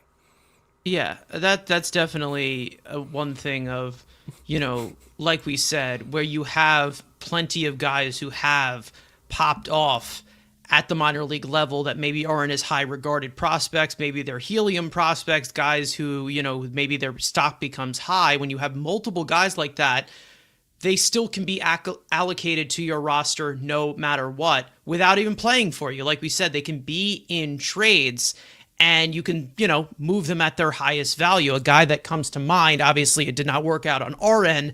Jesus Baez was somebody that they traded who was in their top 10, had a huge breakout year, was a big helium guy, was not high regarded, very low signing bonus when he signed international for this team, and was hitting the ball hard, displaying power, could steal bases. He gets hurt after, after he was traded to the Cardinals, right? And then he gets surgery. Well, he tore his Achilles with the Mets, and then he has him in the same. He hurt himself with the Mets, but wasn't he taken out of a game when he was traded for? Well, that's Helsley? When officially, like most teams, they took him out during the trade. Yeah, that was just because the trade went through. I thought he never came back. He had some other injury too. I know. All I know is he tore his Achilles with the Mets. Did he come back? And obviously beforehand, like you said, the helium was happening. He has not had the exit velocity since he's torn his Achilles. So again, the Mets took advantage of selling high on a guy, and yes, the Cardinals like him, and he's in their Cardinals top 10, yes, but he has not reached the. Again, EVs at least have not returned since pre-Achilles. So again, it's an Achilles injury. It takes a long time to heal. But again, this is the type of thing where everyone's losing their shit. Oh my God, we traded Jesus Baez, and now we got 6 Jesus Baez's at home. Yeah, exactly. That's what I mean. It's one of those things where the next guy, the next guy up, obviously in that system, and like we said, not even just struggles at that helium that a guy like Jesus Baez had. Even with that, it was all obviously running out because he did not really do well with the Cardinals system last year. Was a below average bat, and that was in high A level. So again, it's just one of those things where you could sell some of these guys off as potential guys because of the year they just had, and when you have multiple guys such as guys who are your 23rd ranked prospect and they had a huge breakout year, and they're not highly regarded, you can sell them off as pieces that could be highly regarded to other organizations that are stupid, take advantage of stupid organizations. That's basically what we're trying to say. Lie, cheat, steal. That's what we're saying. Kids, always do that. Anyways. Viva la raza. Yeah, exactly. Good. Good. Anyways, find the back six, to the prospects. Anyways. Find the 6 dumb GMs and call them all the time. That's what you need to do. Exactly. Yeah, exactly. Take advantage of players, people like him. We're not And say listen, that the name. Mets have been lying. Like we said at the White Sox, they told Luis Angel Acun's a switch hitter. Just lie. Yeah. You know what? And then you get Luis Robert. Again, and people still don't like Stearns. Still don't like him. Wait, He's now lying. Wait. Now Yeah. Frank about sports likes Luis Robert. Somebody's turning heel real quick. We'll see. I mean, Carlos couldn't Mendoza trade said Vientos he for leads him the now. league in spring. Was it batting practice home runs? Is that what he said? Elite batting practice taker. If you're elite at batting practice, then you have to be good in the actual It's game. like Buck Showalter. Darren Ruff is batting 750 on the backfields. Yeah, exactly. Again, we're gonna still continue to see this thing grow, but it had to grow from the bottom up, and we all knew what seriously that's an innuendo to you, really? Well, I mean, I Are you can't make a 3? face. Well, mentally, yes. Okay, sure. Anyways, the spring training game, that spring breakout game, obviously, like we said, one more thing that I do want to add, obviously. For those of you who are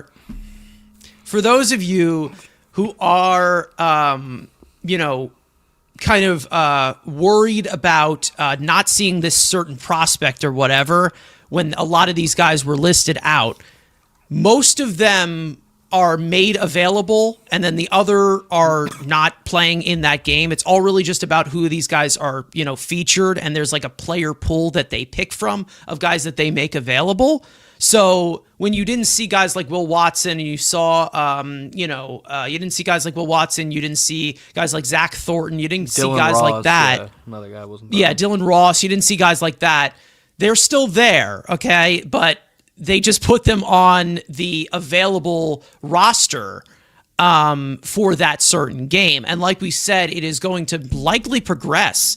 Andrew, we were talking about this, where maybe they try to do like some kind of like tournament with the prospects or something during spring training. Like there was like some thoughts about that. So maybe you see more players get more display or more exposure, where it's like, I don't know, like it's not a round robin tour, like a best of 8 or like a best of something. It would be a graphic. It would be a March Madness, March Madness type draft, where it's single elimination. Everybody's play like a 2 to 3 weekend series where Friday you do the Florida side, Saturday you do the Arizona side, and then the winner of each side will have a championship game on Sunday to notify that you're the greatest prospects ever. Yada yada yada. Everybody go gets a cupcake. Exactly. Okay. So yeah, exactly. So again, they showed, what was it? I don't know how many players they used in that game overall, the Mets, but there was about like 60 that were possibly available for them to use, but they only made a few of them available. So again, it's not like they don't highly regard some of these guys, but some of these guys weren't available to play. Peter Cuso, who was their 4th round pick last year, who they're very, very high on, is in their top 30. He is actually going to be missing the entire season with shoulder surgery. He's obviously 18 years old, so there's plenty of time. Obviously, prerequisite for pitchers to get some kind of arm surgery. That's basically just how that goes. And, there's plenty of guys. Camden Lohman was another one that was not put on display at all for that game either. There are plenty of guys who did not pitch. So again, it just comes to show that even not at full strength or even not with the big guys, you still see a lot of talent on display. Even though it was not good enough, they lost and the season is over. They didn't score a single run and they look pathetic and they should be ashamed of themselves. But either way, as for everything else with, overall performance and everything, I think we all know where we're going with this, and we can go base off of the spring breakout game, or we can also go off of, just overall major league spring training games as well. Let's go to studs and duds. One player this week that played pretty well, you want to give a shout out to, one guy who looks like crap in the dog days of spring training where we're all just ready and antsy to get to, baseball and opening day. Andrew, I'll go to you. You going prospect? You going major leaguer? You going, I don't know. You going Alligator. WBC? I guess that's still relevant. I don't know. I think hell is going to freeze over with who I'm about to pick, but you know what? Sometimes you have to open your eyes. Kodai Senga's look pretty damn good. And, again, do I think it's real? No. But, again, he's healthy. He's not crying about the weather. He's out here pitching solidly and throwing 99. So you know what? I will be nice. I will not make fun of you for 2 weeks. I will give you at least, a mulligan start. But then, as soon as it's back together, there's going to be some jokes made, and, we're going to trade him back to, the Tigers or the Seattle Mariners or somebody. But again, as of right now, he's had a great spring. He's looked great. And the Mets need him again. He could be an X factor where, again, you could have a top 3 of a rotation. Holmes goes back to being your 4, and you have a really good damn rotation in the 5th spot. Who really cares? You could have a Care Bear pitching in the 5th spot. You have at least a good 1 through 4 to, build off. And that's a playoff rotation. And you could maybe use, Clay Holmes. And if, God forbid, this team were to make a playoffs, you could turn Clay Holmes into a swingman once you get to that postseason step. So, you know what? Kodai, good job. I will not make fun of you for at least 2 weeks. Yeah, one thing that we can, count on, we don't have any more of the throws from the first baseman that could put him in danger and almost kill him, which he's done multiple times with multiple different pitchers, but it only resulted in one injury. So, again, I only broke, a waiter saying, "Oh, I only broke 3 bowls today." Yeah, there you go. There's a sticker. Anyways, Frank, it's been a while since you've done this. Stud for this week.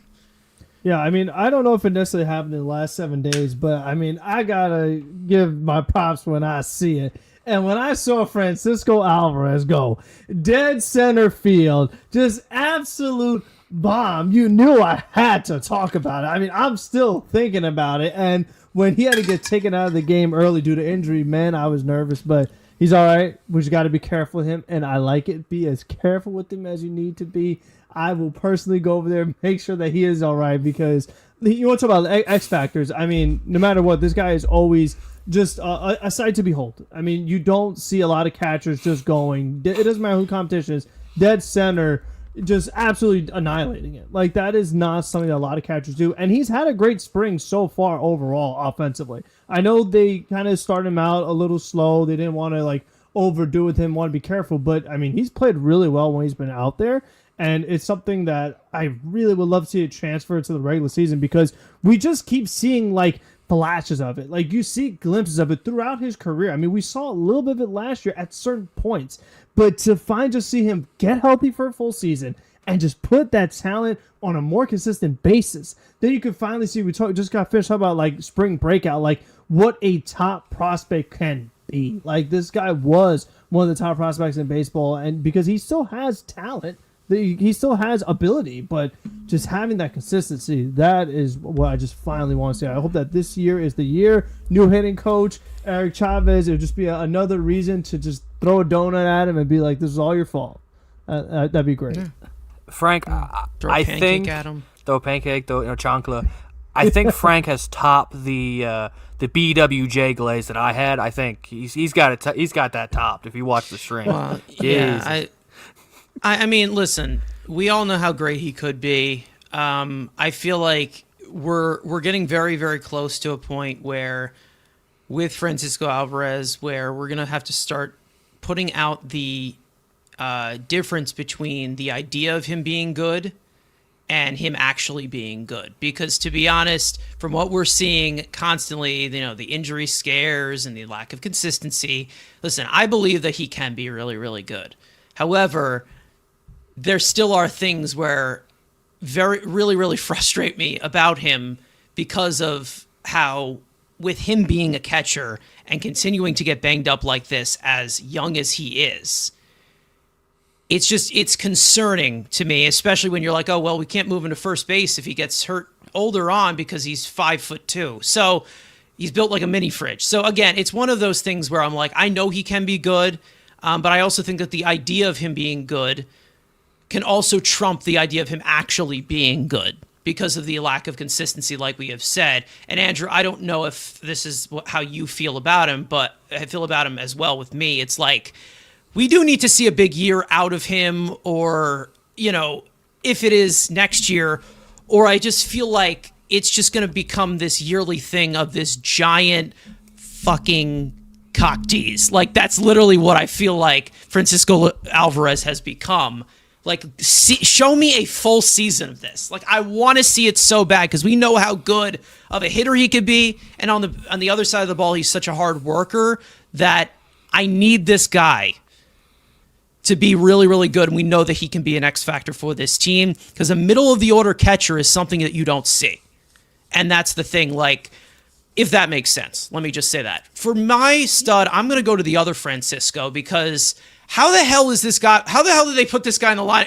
Again, I made a TikTok about this. I don't know if anybody saw it, but how the hell is he back? I have absolutely no idea. We said that, what was it, like a 6 to 8 week recovery period, and now this guy is already gripping the bat, playing at full strength.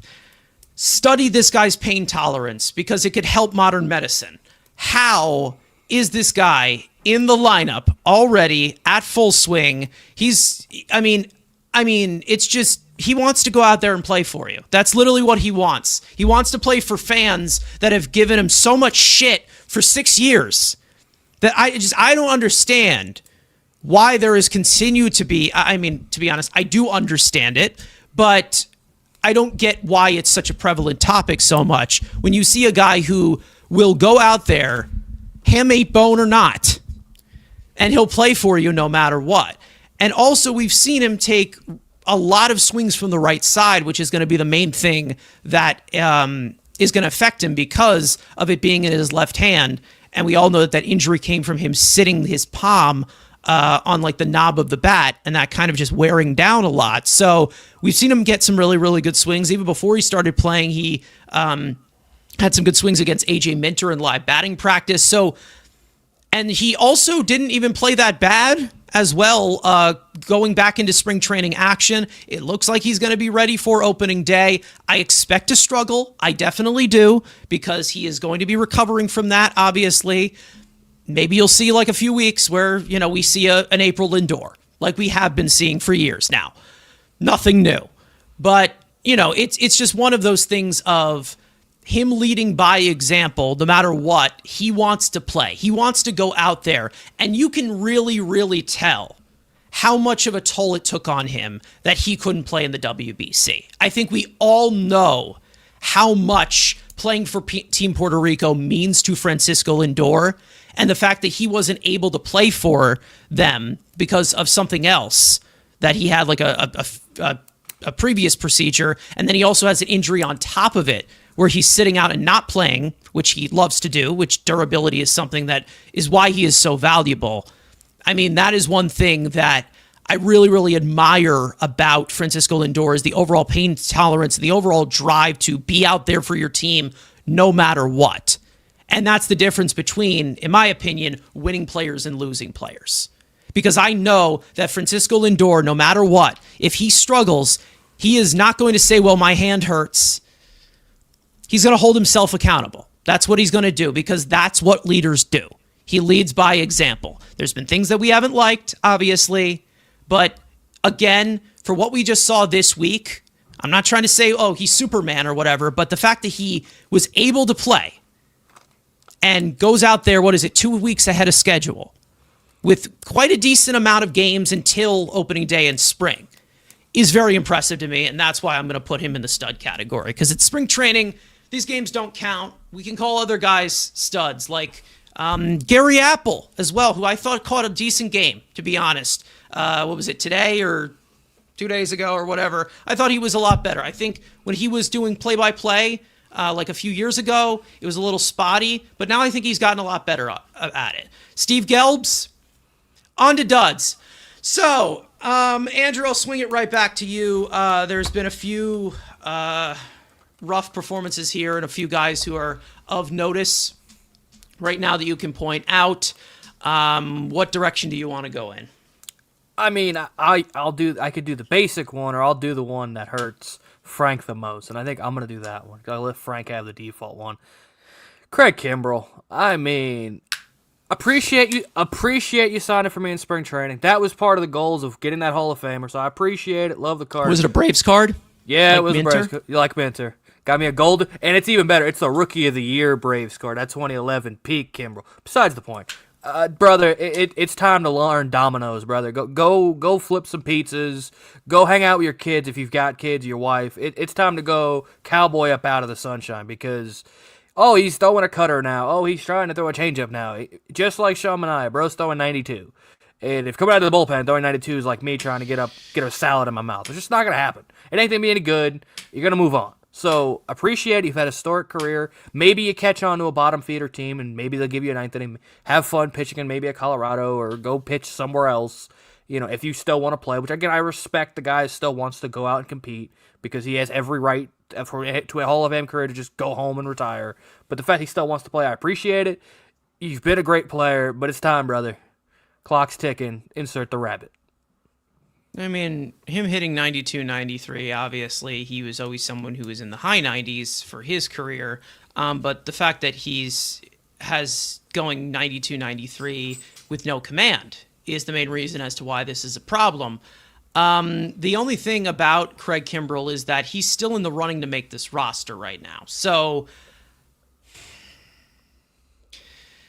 and he didn't exercise his opt-out. So if he doesn't make it, he's going to start in AAA, maybe, I think. Maybe there's a granted release he can get. I have no clue how that works out. Yeah, or he's just on the opening day roster, and he's the first guy to get DFA, which is probably the more likely scenario. He's on the roster for opening day. Okay. How David Stearns has always said, the bullpen that you have on opening day cannot be different than day two. So he's going to get the first shot. You DFA him, then you go to Austin Warren, or then you go to figure it out. Hopefully by the time, potentially in May, Ryan Lambert or Dylan Ross is ready to go, they take that spot. But for right now, he's probably getting the first shot, then probably Austin Warren, and then hopefully the kids down the line. Yeah. NG saying, who's going to be our vital bullpen unk who does literally nothing without Kimbrell? I don't know. Maybe it'll be Luis Garcia because he's up there. He's a very old man. He's 39 or whatever. Cute. But yeah, I don't know. Is he bilingual? I don't know. Who, Kimbrell? No, I was about Luis to say Garcia. Yes, I would think I thought you'd say Kimbrell's bilingual. Like, what? This guy thinks Kimbrell. Oh my god! Yeah. God. Oh my god! Oh my god! It's like that. Is Kimbrell bilingual? Yeah. Well, the way you said English? I mean, because you were like, "Oh, is Kimbrell like?" Does Kimbrell speak English? That's like going up to me and saying, "Oh, how do colorblind people read?" Okay, so, anyways, Frank, do you want to continue with that sentiment on Kimbrell, or do you want to add somebody else in the dud category? I mean, there are some obvious guys, but I'll stay in the bullpen, though. I'm going to go to Brian Hudson, who pitched today. He had a rough outing. He is in the running for the bullpen as well. He throws left-handed, so that automatically gives you a shot to make the team. But overall, just not a good performance. Giving up the 3 runs, couple of walks. There was a home run mixed in there. I mean, as a reliever, as we know, the 2 things you can't do, give up home runs, and you can't walk batters. And he did both of those in this outing, giving him a 16 ERA for spring training. Not a great audition to make the team. Feels like we might just be going the lone left-hander again with Brooks Raley. You gotta, I mean, until you get Minter. Yeah, you throw Minter in there when he's ready. I mean, we don't know if he'll be ready opening day. I mean, Richard Lovelady. I mean, come on, enough with that already. It's really out of hand. How does he keep getting back here? That's what I'm saying. It's so ridiculous. Like, it's not. I mean, to me, it's like I don't even consider him a factor. It's just like nonsense to call up and DFA. It's nuts. So for me, it's like I feel like it's probably still just gonna be Rayleigh in there because. For Hudson, this was a rough outing. I mean, he's 6'8", like that's cool, but it doesn't mean that you're going to get people out. Doesn't make him Trevor McGill. No, it does not. Yeah. As for my dud here, as I fix my mouse, which has been a pain in the ass all day. Okay, yeah. I don't know how. Yeah, I don't know how Richard Lovelady keeps on getting back here. I don't know. Maybe there's like a tunnel underneath our clubhouse that he just keeps on getting back. I have absolutely no idea. And he's a familiar face for Stearns, which how many times have we DFA'd this guy? I have absolutely no idea. 6 or something at least? 6 or 7, Yeah. 6 or 7. I don't know, but who knows? I haven't bagged on this guy in a while, but he looked like crap this week. David Peterson, dear God, what was that? Listen, I am very excited for David Peterson's final year with this team. And the main reason as to why is because of something that me and Andrew have talked about so many times, of this bulldog hefty lefty thing, of these guys who in their free agent year either pop off or they show a lot and they get very overpaid on the market by a stupid team that needs pitching. I'm excited to see that happen with David Peterson, because I think, externally, it's a little underwhelming to see the type of pitcher that he is, even though he's a decent ground ball pitcher and he is a major league pitcher. But I'm excited to see him get paid by the Angels. I really am very, very excited. But overall, for what we saw from that performance, he was all over the place. Couldn't miss bats for shit. Hanging things all over the place. Obviously, it's a spring start. Who knows? But he is going to be in that rotation. So we'll see. Other than that, I think before then he's actually been okay. Like, he hasn't been that bad. However, it's just one of those overall tendencies with him. We all know where he can lose the strike zone, and he can allow a lot of base runners. And when he doesn't have sizzling hot defense behind him, he starts to falter a little bit. Maybe he needs, maybe he can be a great Lindor, Simeon, Robert, up the middle triangle merchant.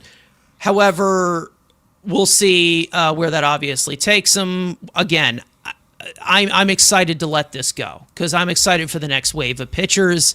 And I think that, again, still underwhelming and inconsistent for a guy who was supposed to be a first-round talent, like I have said. But overall, the value he gave you was not bad. And to be honest, after seeing what pitchers have got on this market, he's going to get a decent amount. I just hope it's not from the Mets. Don't extend him. Please don't. At all. Extend Freddie Peralta. That's what I want you to do. Either way, anybody else you guys want to mention, give a shout out to, say hi to, maybe, give a peace sign, maybe virtual high five to them, maybe a virtual middle finger if you don't like them.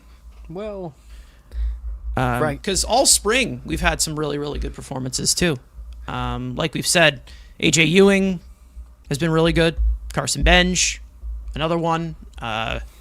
It looks like it's all but certain that are almost confirmed that he's going to be on the opening day roster, which is huge. It's awesome. I can't wait to see what this kid can do at the major league level.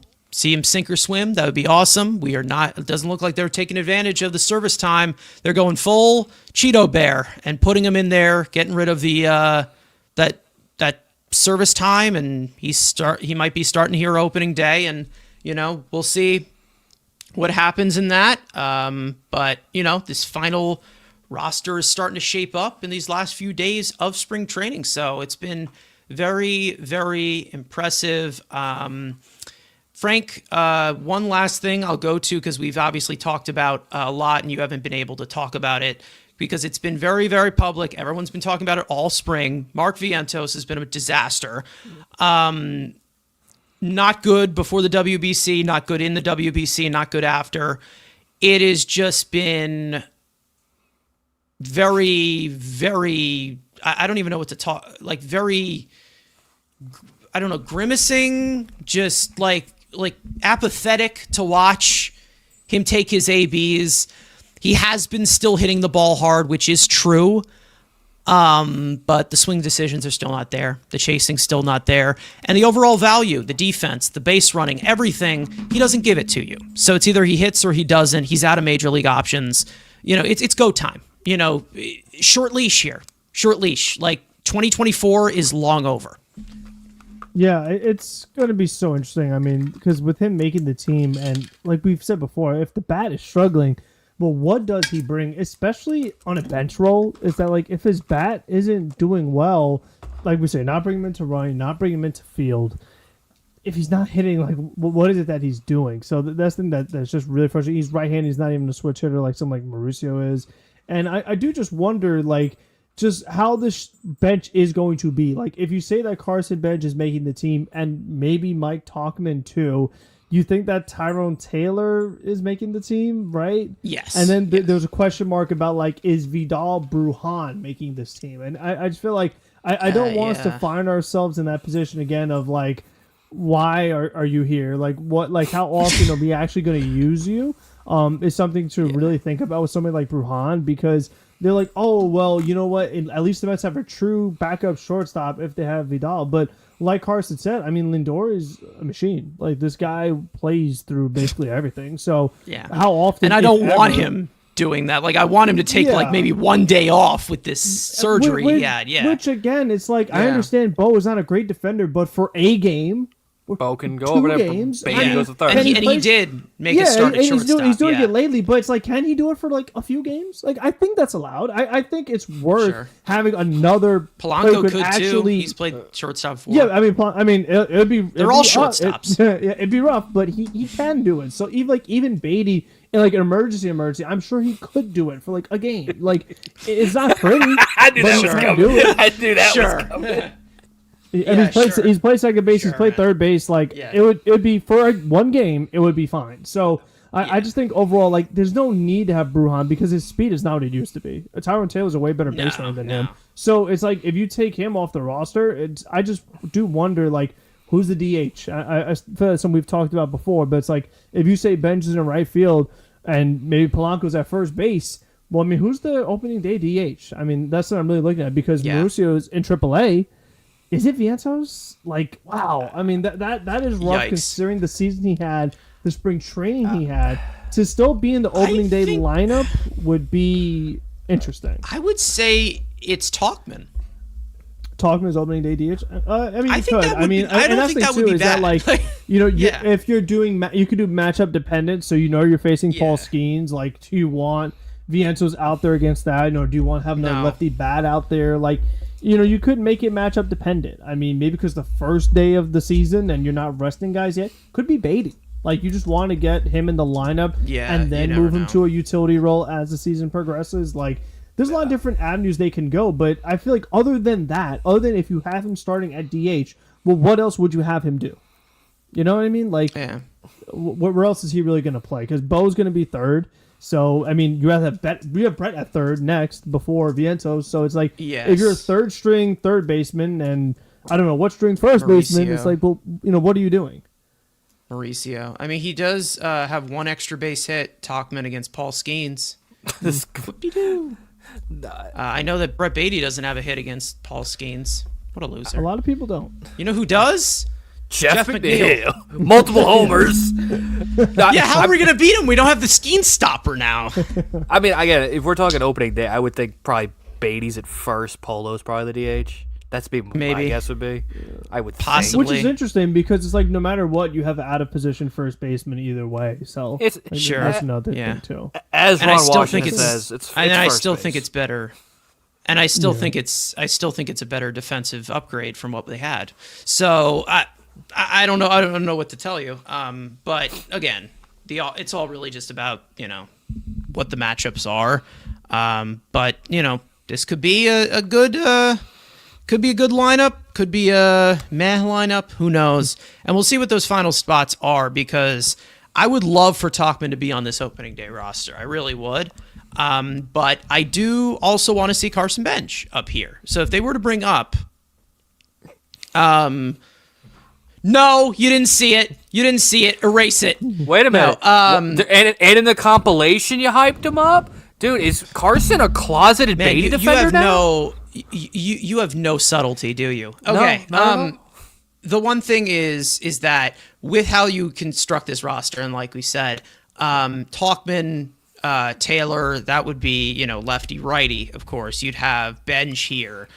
It would make the bench a lot better, And I do agree that Vidal Brujan should not be on this opening day roster. Again, Ronnie needs to start off in AAA, and it looks like he is starting off in AAA. He cannot be the backup infielder. I don't want to see that whatsoever. Young player like that needs to play every day. Same thing goes for Beatty, even if I like him or not.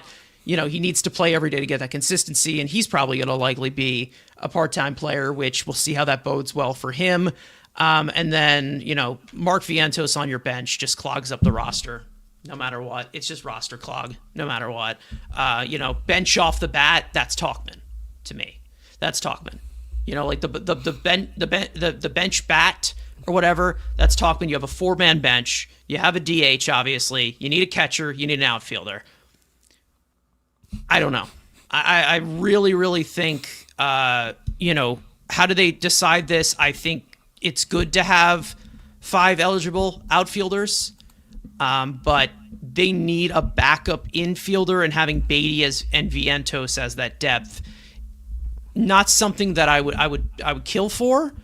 But that's what they're basically going with as of right now. But they also have an optimal infield where all these guys are shortstops, and likely all of these guys could play multiple infield positions.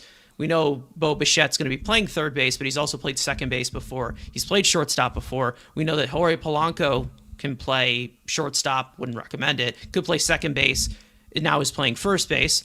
We know that Simeon can play both up the middle positions, but he's better suited at second base. So that's the type of optimal stuff that you are seeing of, actual athletes being able to play those positions instead of, well, Jeff McNeil can do everything. With his fucked up knees and his screwed up ankle and his elbow that he refuses to get surgery on. So it's a little bit of a difference as to where it's a more optimal roster, like we said, but it all really just tells of, the matchups of, guys who could maybe be everyday players that are on your bench. I'm surprised they got Mike Tauchman on a minor league deal. I'm still surprised. I really am. Because this guy has been a slightly above average bat for the last 3 seasons. So it's not like he has been a complete bum and had, one great season. He's been a very productive hitter over these past few years. And I'm surprised. I really am. And I don't know when his opt-out comes in, but I think that they already have told him that maybe he's in the deep consideration, or he is likely going to make the opening day roster. Tony's saying, but I do think that Tauchman will make it. Again, I do think that they going 5 outfielders, especially with a center fielder like Robert, who we know has the injury concern. I think it makes sense to have 5 outfielders up here. But also there's another argument, and I was talking about this in our chat earlier. I would much rather just call up a third catcher in Hayden Sanger than have Vientos make this roster. That's how down I am right now what about on him. MJ Melendez as your Melendez could be someone, maybe, but that's another outfielder. So, again, a little bit of first base though. Sure. Why not? Because they could use a couple more guys that could play first. He also played for Team Puerto Rico, so there's that. Do that, yeah. So that obviously brings him up a few points. Yeah, he was already optioned to AAA. Yeah, he was optioned a while ago, but yeah. No, nice depth to have though. Nice depth, not bad. It's better than having the first guy Jared off the bus Young, from the Long who's Island still Ducks. Making Hey! Did you know he almost took Mason Miller deep in the WBC? Do not disrespect Jared Young. That AB was amazing. He struck out, but everyone strikes out. But he had a good AB. He almost took him deep. He almost and then he struck out. If he would have barreled up a ball, he would have homered. If he would have hit it, he would have hit it. Exactly. Yeah. But it's Mason Miller, so you know what? It's hard to hit baseballs. Yeah. Exactly. Yeah. But yeah.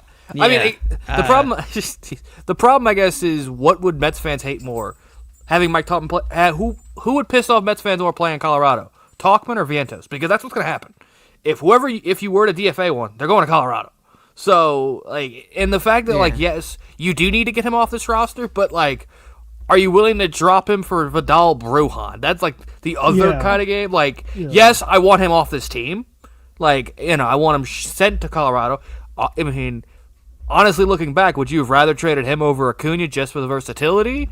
That's a conversation. But again, Acuna would have No, whatever because role of his through- 2024 postseason that we need to hold on so deeply to our breastises and hug forever. so again, You people make me sick. and hey, maybe you Tristan Jarry him, where you put him out there, he has one hot month, and you find a stupid GM saying, "That's the guy I want. Give me a valuable player plus an asset," and then the Mets win everything because David Stearns is actually intelligent. You know, it would be funny. What would be funny, and I don't think every single GM is smart enough for this. If we just DFA'd, Vientos and he just cleared through waivers, wouldn't that be funny? Like everybody would be looking at him and be like, "Yeah, we don't want him." A guy making league minimum. Could you imagine? No, there's a dumb GM that would look at that 2024 and be Oh, like, of course. Cincinnati, Colorado, Cincinnati. I don't know why I'm taking a shot at Cincinnati because they have plenty of those guys. It'll probably but again, be Colorado. Colorado, Anaheim, because Nolan Shanuel sucks. Like there White are Sox probably would. the White Sox would take him for yeah. free. Yeah, because they're still up on the waiver wire. So yeah, like there'll be dumb teams again. Switch hitting. The problem Ronald is, Acuna. why would you get rid of Beatty's best friend? No, That's Alvarez really is, hard No, to do. Alvarez is Beatty's best friend. Vento's like No, second fiddle. He's not. He's in the triple. Vientos Vientos is in and the Beatty are the triplets. JD and Dom now. No, he's The not new in Cookie triplets. Club. The new Cookie Club together. No, You guys remember that? Oh yes, of course. of course. Yeah. I feel like infielder who has versatility, but is also like a really good defender is something that this team could use. As if we were talking about like one extra Yeah. bench spot instead of Vientos, because like I said, I feel like Bichette at third is like yikes. So or even Blanco at first, like yikes. So I just feel like you had just another like really solid, versatile infield defender. I think would also be nice to have too. Exactly. Artie Moreno thinks Vientos is pool pool holes. holes. Probably. He might. It's possible. Very, very possible. Either way, we've already hinted through a few of these things, but let me just go through the rapid fire stories real quick. Joey Gerber, I don't even know. Christian Scott, Austin Warren, and MJ Melendez, as well as Ronnie Mauricio, optioned to AAA. They're all currently on the 40-man roster. We had plenty of other guys that were reassigned to minor league camp: Albert Alzolay, Nick Birdie, Kevin Herget, Robert Stock, Mike Bauman, Carl Edwards Jr. and his delicious hamburgers, Joe Jaquez, I don't even know, Ryan Lambert, Brandon Waddell, Kevin Parada, Jackson Clough, Greg Kessinger is actually hurt, Jacob Reimer, Jiwan Bay, AJ Ewing, Jose Ramos, Daniel Duarte, Huskar Brazaban will be on the opening day roster, as was said by Carlos Mendoza after a phenomenal WBC in the Dominican Republic. Regarding any injuries or anything, he will be on the opening day roster. It has been confirmed. Obviously, last year started off great, wasn't great, was basically driven into the ground. 3.57 earned run average doesn't tell the whole story. He was worked into oblivion. Francisco Alvarez, we already talked about it, exited yesterday's game in the fourth inning. Everyone held their breath. Turns out he only had back tightness. He's considered day-to-day. It was precautionary, said Carlos Mendoza, and he said that he would have remained in the game if it was a regular season game. Some minor league signings: Felix Cepeda, Edison Paulino were signed to minor league deals. Cepeda is 25 years old. He was assigned to AA Binghamton. Paulino is 23 years old. He was assigned to Low A Port St. Lucie. Jack Wenninger will begin 2026 in AAA Syracuse. He is the Mets' 7th overall ranked prospect via the MLB pipeline. Obviously had that big breakout year in AA Binghamton. Foley, 2.92 earned run average across 135.2 innings pitched. Will Watson, Jonathan Santucci, and Zach Thornton will begin their season with AA Binghamton. Santucci ranked number 10, Watson number 11, and Thornton number 15 on their pipeline ranks, and as well as some TV programming. Mets versus Yankees on May 15th and Mets versus Braves on June 12th. to be broadcasted on Apple TV's Friday Night Baseball, as well as some other stuff. The Mets have partnered with Audacity and Sportsbug to deliver real-time radio play-by-play at Citi Field starting on 2026 opening day versus the Pirates. The broadcast will feature, of course, on WHSQ 880 AM radio featuring Howie Rose, Keith Rad, and Pat McCarthy in sync with full live action on the field. So that's good news, but we also got some bittersweet news as we all kind of saw this coming. Legendary Mets broadcaster Howie Rose has announced that he will be retiring following the 2026 season. He will be calling all 81 home games at Citi Field and the 3 games that will be in the Bronx. So just staying within New York.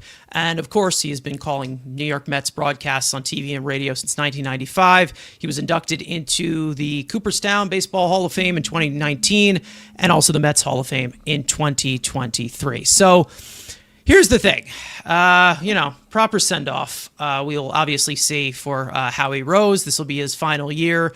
We will see plenty of lasts for him. An incredible career. We know an excellent broadcaster, some legendary calls from him. Losing Sam Rosen for the Rangers and losing Howie Rose in like the span of 2 years.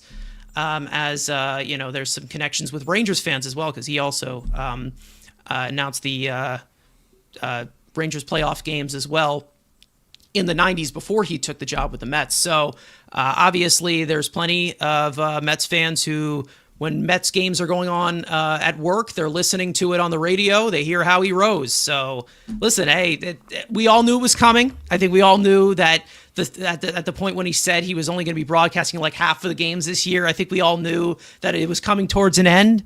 But a incredible career to a legend of Howie Rose, a legendary voice. But we get one more year. And, I think maybe could the Mets win it for him at the end there? The Rangers didn't do justice. They embarrassed themselves completely for Sam Rosen. So maybe do the exact opposite. That would be cool. Frank, Howie Rose, I think we all saw this coming, to be honest. I think it's, there was a lot of health issues recently. But we all know, no matter what, he's always sharp when he's calling Mets games because he's Howie Rose. That's who he is. Hall of Famer. I mean, it will be weird eventually, like once you don't hear it anymore, like in the car, for example, going somewhere. Like he's just been with us for so long, for a lot of people their whole lifetimes, that it's just like you just kind of put them together. It's like Mets radio, Howie Rose. Like it's just like a automatic combo. So it's going to be different not having him, but like at least we still got one more.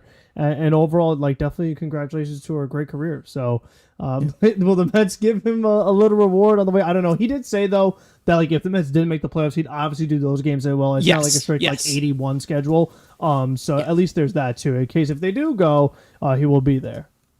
Yeah. Other stuff that we can get into. Freddie Peralta extension updates, not as good news as we wanted. It seems like he is seeking the 7 to 8 years. Mets are kind of more focused on that 4 to maybe 5, 6 years or whatever. So there's definitely some gaps to fill in that, and it seems unlikely that a extension will be reached. But he did say publicly, Peralta, that he is open to negotiating during season. So maybe it comes during a May game. Maybe that announcement comes during June. Who knows? But they did give up a decent amount to get him. So we'll see if they do, figure something out. We'll see, depending on, the incoming lockout as well, what the market looks like. We'll see what he is seeking. I think that at this point, I'm willing to, be lenient on it, even though, long-term deals for pitchers you got to be cautious with that, but we'll see where they go in that direction. Andrew, have you thought about a number about Freddie Peralta? Have you matched it to any market? Like, what do you think he's possibly asking? He's not a Boris client, but I mean, there's definitely going to be a little bit of a staring contest before this gets done, likely. Yeah, I mean, I really haven't gone again as I always do, and going into the contracts to it. And I think he probably wants 36 to above times 8, so whatever or higher. Just call it 38 times 6 or times 8. It seems he wants that, so some nerd can do the math. Right now, I am not. I mean, I'd love to see it. I'm not saying I'm not. I would love to see a deal get done, yes, but I am always very scared. Well, not scared, but there's a certain quitter that is hitting the free agent market in the offseason that, like, I hope that, obviously we said when Manaea is 25, Clay Holmes is 13 or whatever, and he'll opt out after this year, but, you still have Senga's deal is still in the books, so if you're throwing another big number in the rotation, it shouldn't, because, and we've seen what the Mets have done for top tier free agents, that it hasn't, and they have gone to that, but I would still be like, yes, I have a current ace, kind of like the joke of they rent in the Bronx and then buy it in Queens. I hope this is a rent of Freddie for a buy of Tarek or something like that. I wouldn't mind pairing them? Of course. Love to pair them together with McClain and have a super godzilla rotation. But, again, that's a shit ton of money for your rotation. So, I am not as, I have to get the deal done. I think it's a fine thing. And we've seen what Frank has said with all the free agents. I kind of want to see him pitch in New York first, and I think he'll be fine. But I do want to see him have some success first, which you said, he's open. Maybe you see a first couple of months of good production. Then we can, and he's been willing to say he's going to sign in season, or maybe first negotiate in season. So I'd kind of like to see a couple of months in a different market that's not, boring-ass cheesehead Milwaukee, in this kind of hectic chaos that is New York, see a little success, and then be maybe a little more open to maybe giving term, which, again, similar to myself and Stearns, we don't like the term. I like to be able to be creative, and every offseason, like Stearns has been, it's like, oh, what kind of crazy, team can I make where I have a bunch of holes, but also have a lot of free agents, and I know Frank hates it, but I do like it, where it's fun, where it's like, your team can go anywhere. And again, did anyone see Bo Bichette being a New York Met in the offseason? No. You can be creative and opportunistic. So, yes, I understand. Fans hate it, where it's like, oh, there's, who's Soto, going to play with? Soto's playing with a different team every year. Again, you have to be opportunistic. And you have the budget of Cohen with the boy genius that is Stearns, you could be creative and opportunistic. And, again, youth coming in the system, bringing it all back to spring breakout. You can get some internal filling holes, external filling holes, and then you don't have a Swiss cheese team. You have a full team, like a good old block of cheese. But, again, we'll see where it goes. And, of course, we got the food references that get slid in at the end there. Frank, you're obviously the big Freddie Peralta guy, of course. Listen, I would like to personally get it out of the way so they can have the clear shot of somebody like Skubal in free agency, even if they don't get him, be in that market. And it's kind of hard to do that when you're kind of just sitting here with two top guys on the market. You also have Jesus Luzardo, who just signed a extension with the Phillies as well. And I think we can all agree that Freddie Peralta is definitely on a higher level than a pitcher like Jesus Luzardo. So, again, we'll see where this market ends up. Like we said, he is willing to negotiate during the season. But, again, I really do think that right now you're setting yourself up to a point where, you have 1 year left of Freddie Peralta. You possibly lock him down, and then you have a free agency before a lockout. That's probably going to either go quick or go slow. Who knows? And I would love to have that sprint clear shot of Tarek Skubal, because I don't want to be a situation where Tarek Skubal signs in the offseason, we go into a lockout, and Freddie Peralta is still unsigned, and you didn't get an extension. Like, I want them to extend him at this point because, one, they gave up a decent amount for him, and also the fact that this rotation does need stability. And we all know that a lot of the guys who are main parts of it are going to be moving on eventually. We all know that Sean Manaea is not here long term. We all know that Kodai Senga is, not getting any younger, and he's got, another year on his deal. We know that David Peterson is going into free agency. We know that other guys, and they also want to give attention to the young guys, but take pressure off of those young guys to not be amazing aces. You'd want to have, a bona fide number 2 starter, such as Freddie Peralta in a in a playoff rotation for a contender. It's something that I think I really do want them to consider. I think that the cap I would go at is 6 years. That's pretty much where I would go. 6 years. If there's a 7th year and you have, if there's options in there, I don't know. But, he's looking to cash out, and I don't blame him because he has been a very consistent piece in baseball for a while.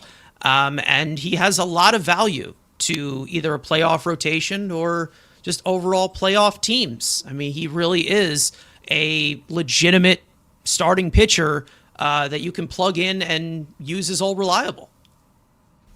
Yeah, I think for the Mets too, though, like Andrew said, with them having such a new team in so many different aspects, I think the tryout period is also beneficial for them because, like, we had high expectations from last year, it didn't work out. So, I mean, there is just so many new pieces here that we don't know how it's going to go for this Mets team. Like, if it doesn't work out again, I don't know if I necessarily want to have another huge contract locked in when I feel like I have so many other things to do that can be problematic. But I think also an impending lockout, if salary cap and salary floors are one of the focal points, the Mets are going to be one of the biggest teams impacted by that. And if you have any aspirations of considering Skubal, there's no way you're getting him without doing something crazy to your team if you already committed to Freddie Peralta. So I think as much as I would love to, like you said, not have to worry about it, not have to talk about it, be like, oh, you gave him Sproul to Milwaukee, and, you don't want a rental, this always happens to the Mets, blah, blah, blah. Like, we don't want that,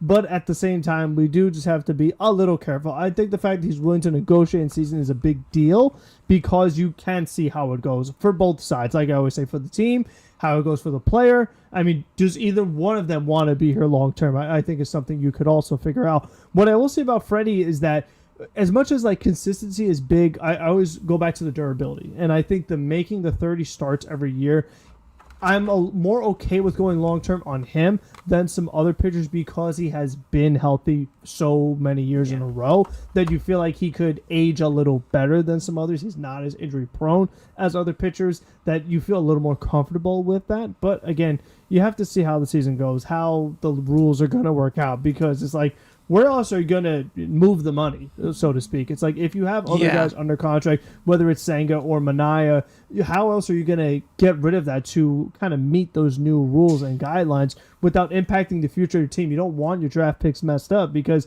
if you are living in a sport where cap is a big deal, your best bet is to have really good young players at low cost. So if your draft picks are getting messed up because you've overspent and things like that, it just makes it more difficult.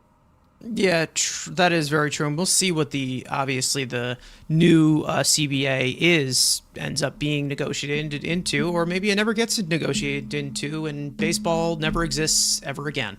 But John Heyman actually did talk about this on a potential 2027 MLB lockout, and this is directly from his podcast, I believe. He said the biggest spending Dodgers and Mets teams are believed likely willing to go along with the call for the cap.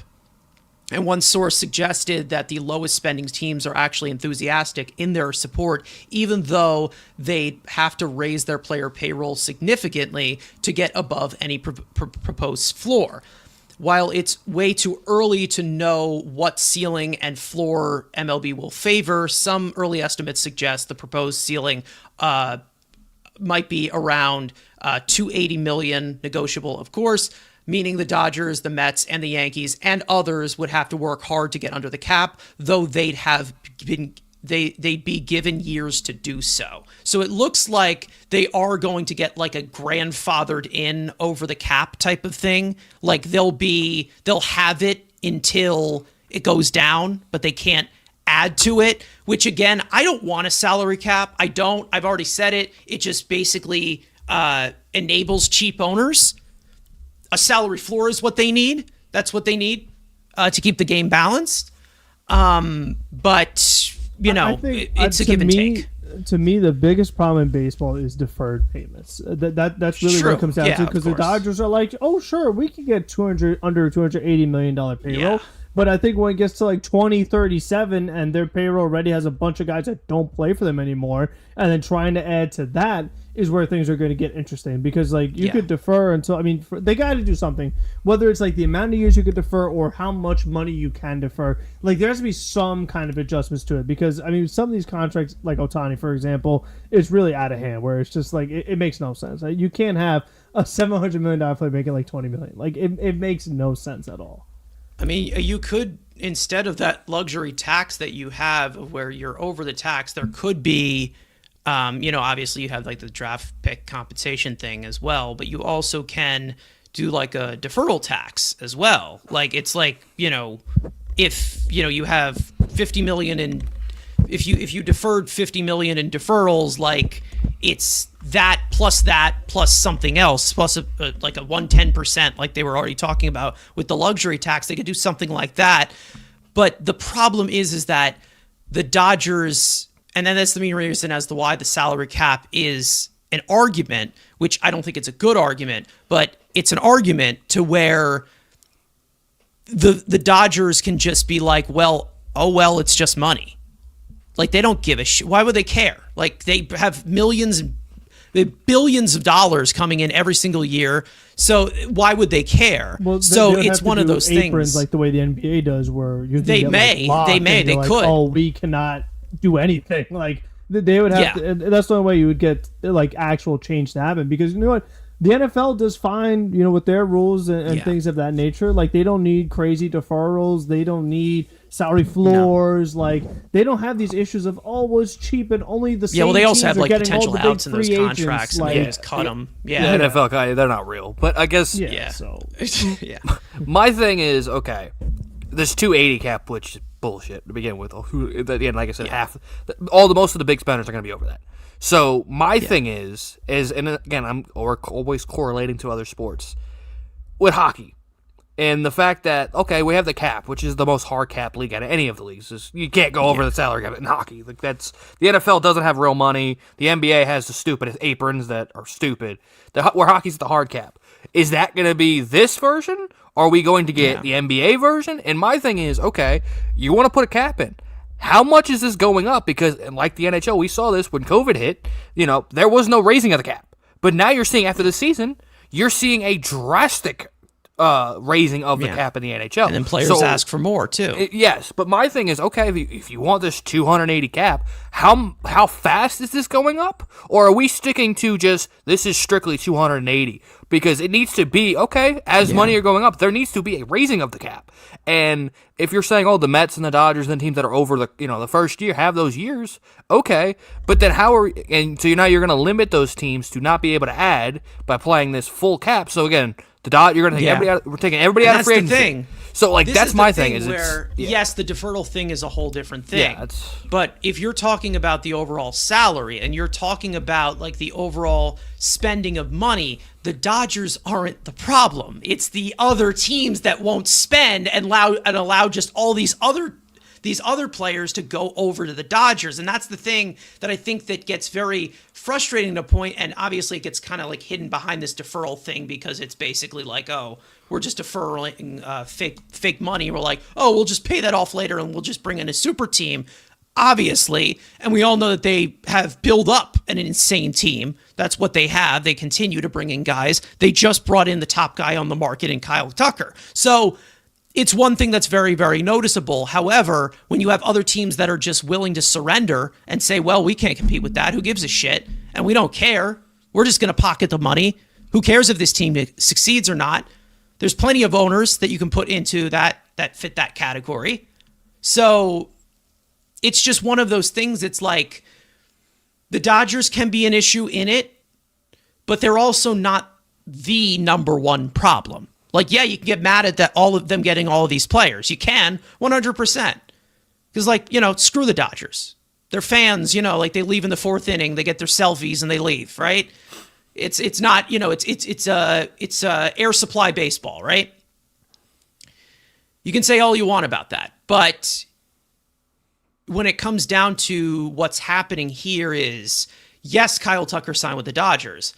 However, it did push them need for change, which again, I'm kind of happy that it happened because the bad stuff gets out of the way so the good stuff can come and they can improve on it. Even though we all knew that even way before Kyle Tucker signs with the Dodgers, we already knew that something needed to change. We already know that the MLBPA is not happy about how those last negotiations went. They kind of settled and they were like, okay, you know what? This isn't going anywhere. We're going to, hedge the agreement here and we are going to have a baseball season. I don't think they're going to back down this time. I think that this is going to get very, very, very ugly. And to be honest, it has to. It really does have to, especially with the way that they said it last time. And we all know that it's been building for a long, long time. So we'll see where this goes. Obviously, we still have an entire year until it happens. We know that there's even controversy going on in the MLBPA. Tony Clark resigned for reasons that we won't even get into. Bruce Meyer, a litigator in the MLBPA, I think he's taking over as the intern, so maybe they have somebody else, eventually represent them long term. But for now, it looks like he's going to be running the head of the negotiations. But we'll see. Obviously, I don't know where that is obviously going to go and what it does affect.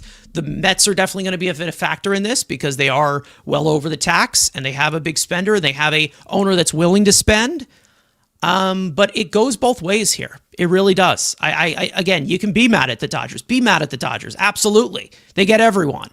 But there's other teams that are at fault here too that don't spend and allow it to go on as well.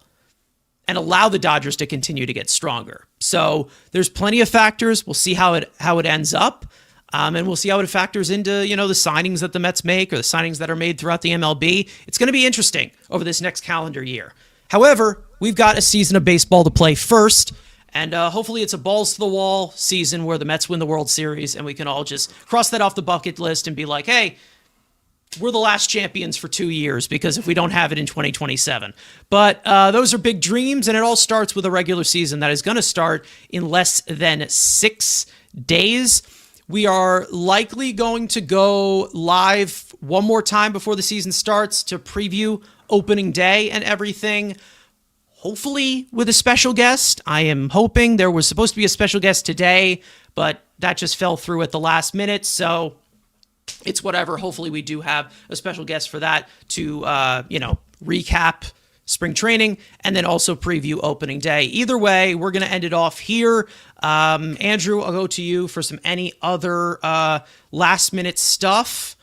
Even though we've had plenty of talking to do during the WBC streams, we've yapped a lot and filled a lot of dead air. Yeah, I mean, again, we're going live one more time before the season starts, but again, enjoy it because this is the last season you're going to have. I mean, I'm even getting screwed at the minor league level because now the minor league players are part of the Players Association. So it wasn't even like, well, I got minor league baseball. Nope, they're going too. So again, and I despise the fucking Savannah Bananas, so you're not going to have baseball for a while. So enjoy it. Yeah, we got stuff coming. Obviously, once the season starts, you're going to be sick of us because we're going to literally be on live pretty much 95 hours a day. Dumb stuff's going to happen. We got announcements on, like I said, on Sunday. We're going to do sleep streams. We're going to do sleep streams. Yeah. We're going to do baking streams. We're going to do it all. I could spoil everything if I wanted to, but again, big announcements on Sunday. And we're gonna have fun. We're gonna expand it. We're like a big old cake right now, and this cake's gonna get bigger and bigger and bigger. We're gonna be a 15-layer cake by the end of the season, and you're gonna be sick of us. But you know what? That's the plan. All right. Well, Frank, welcome back.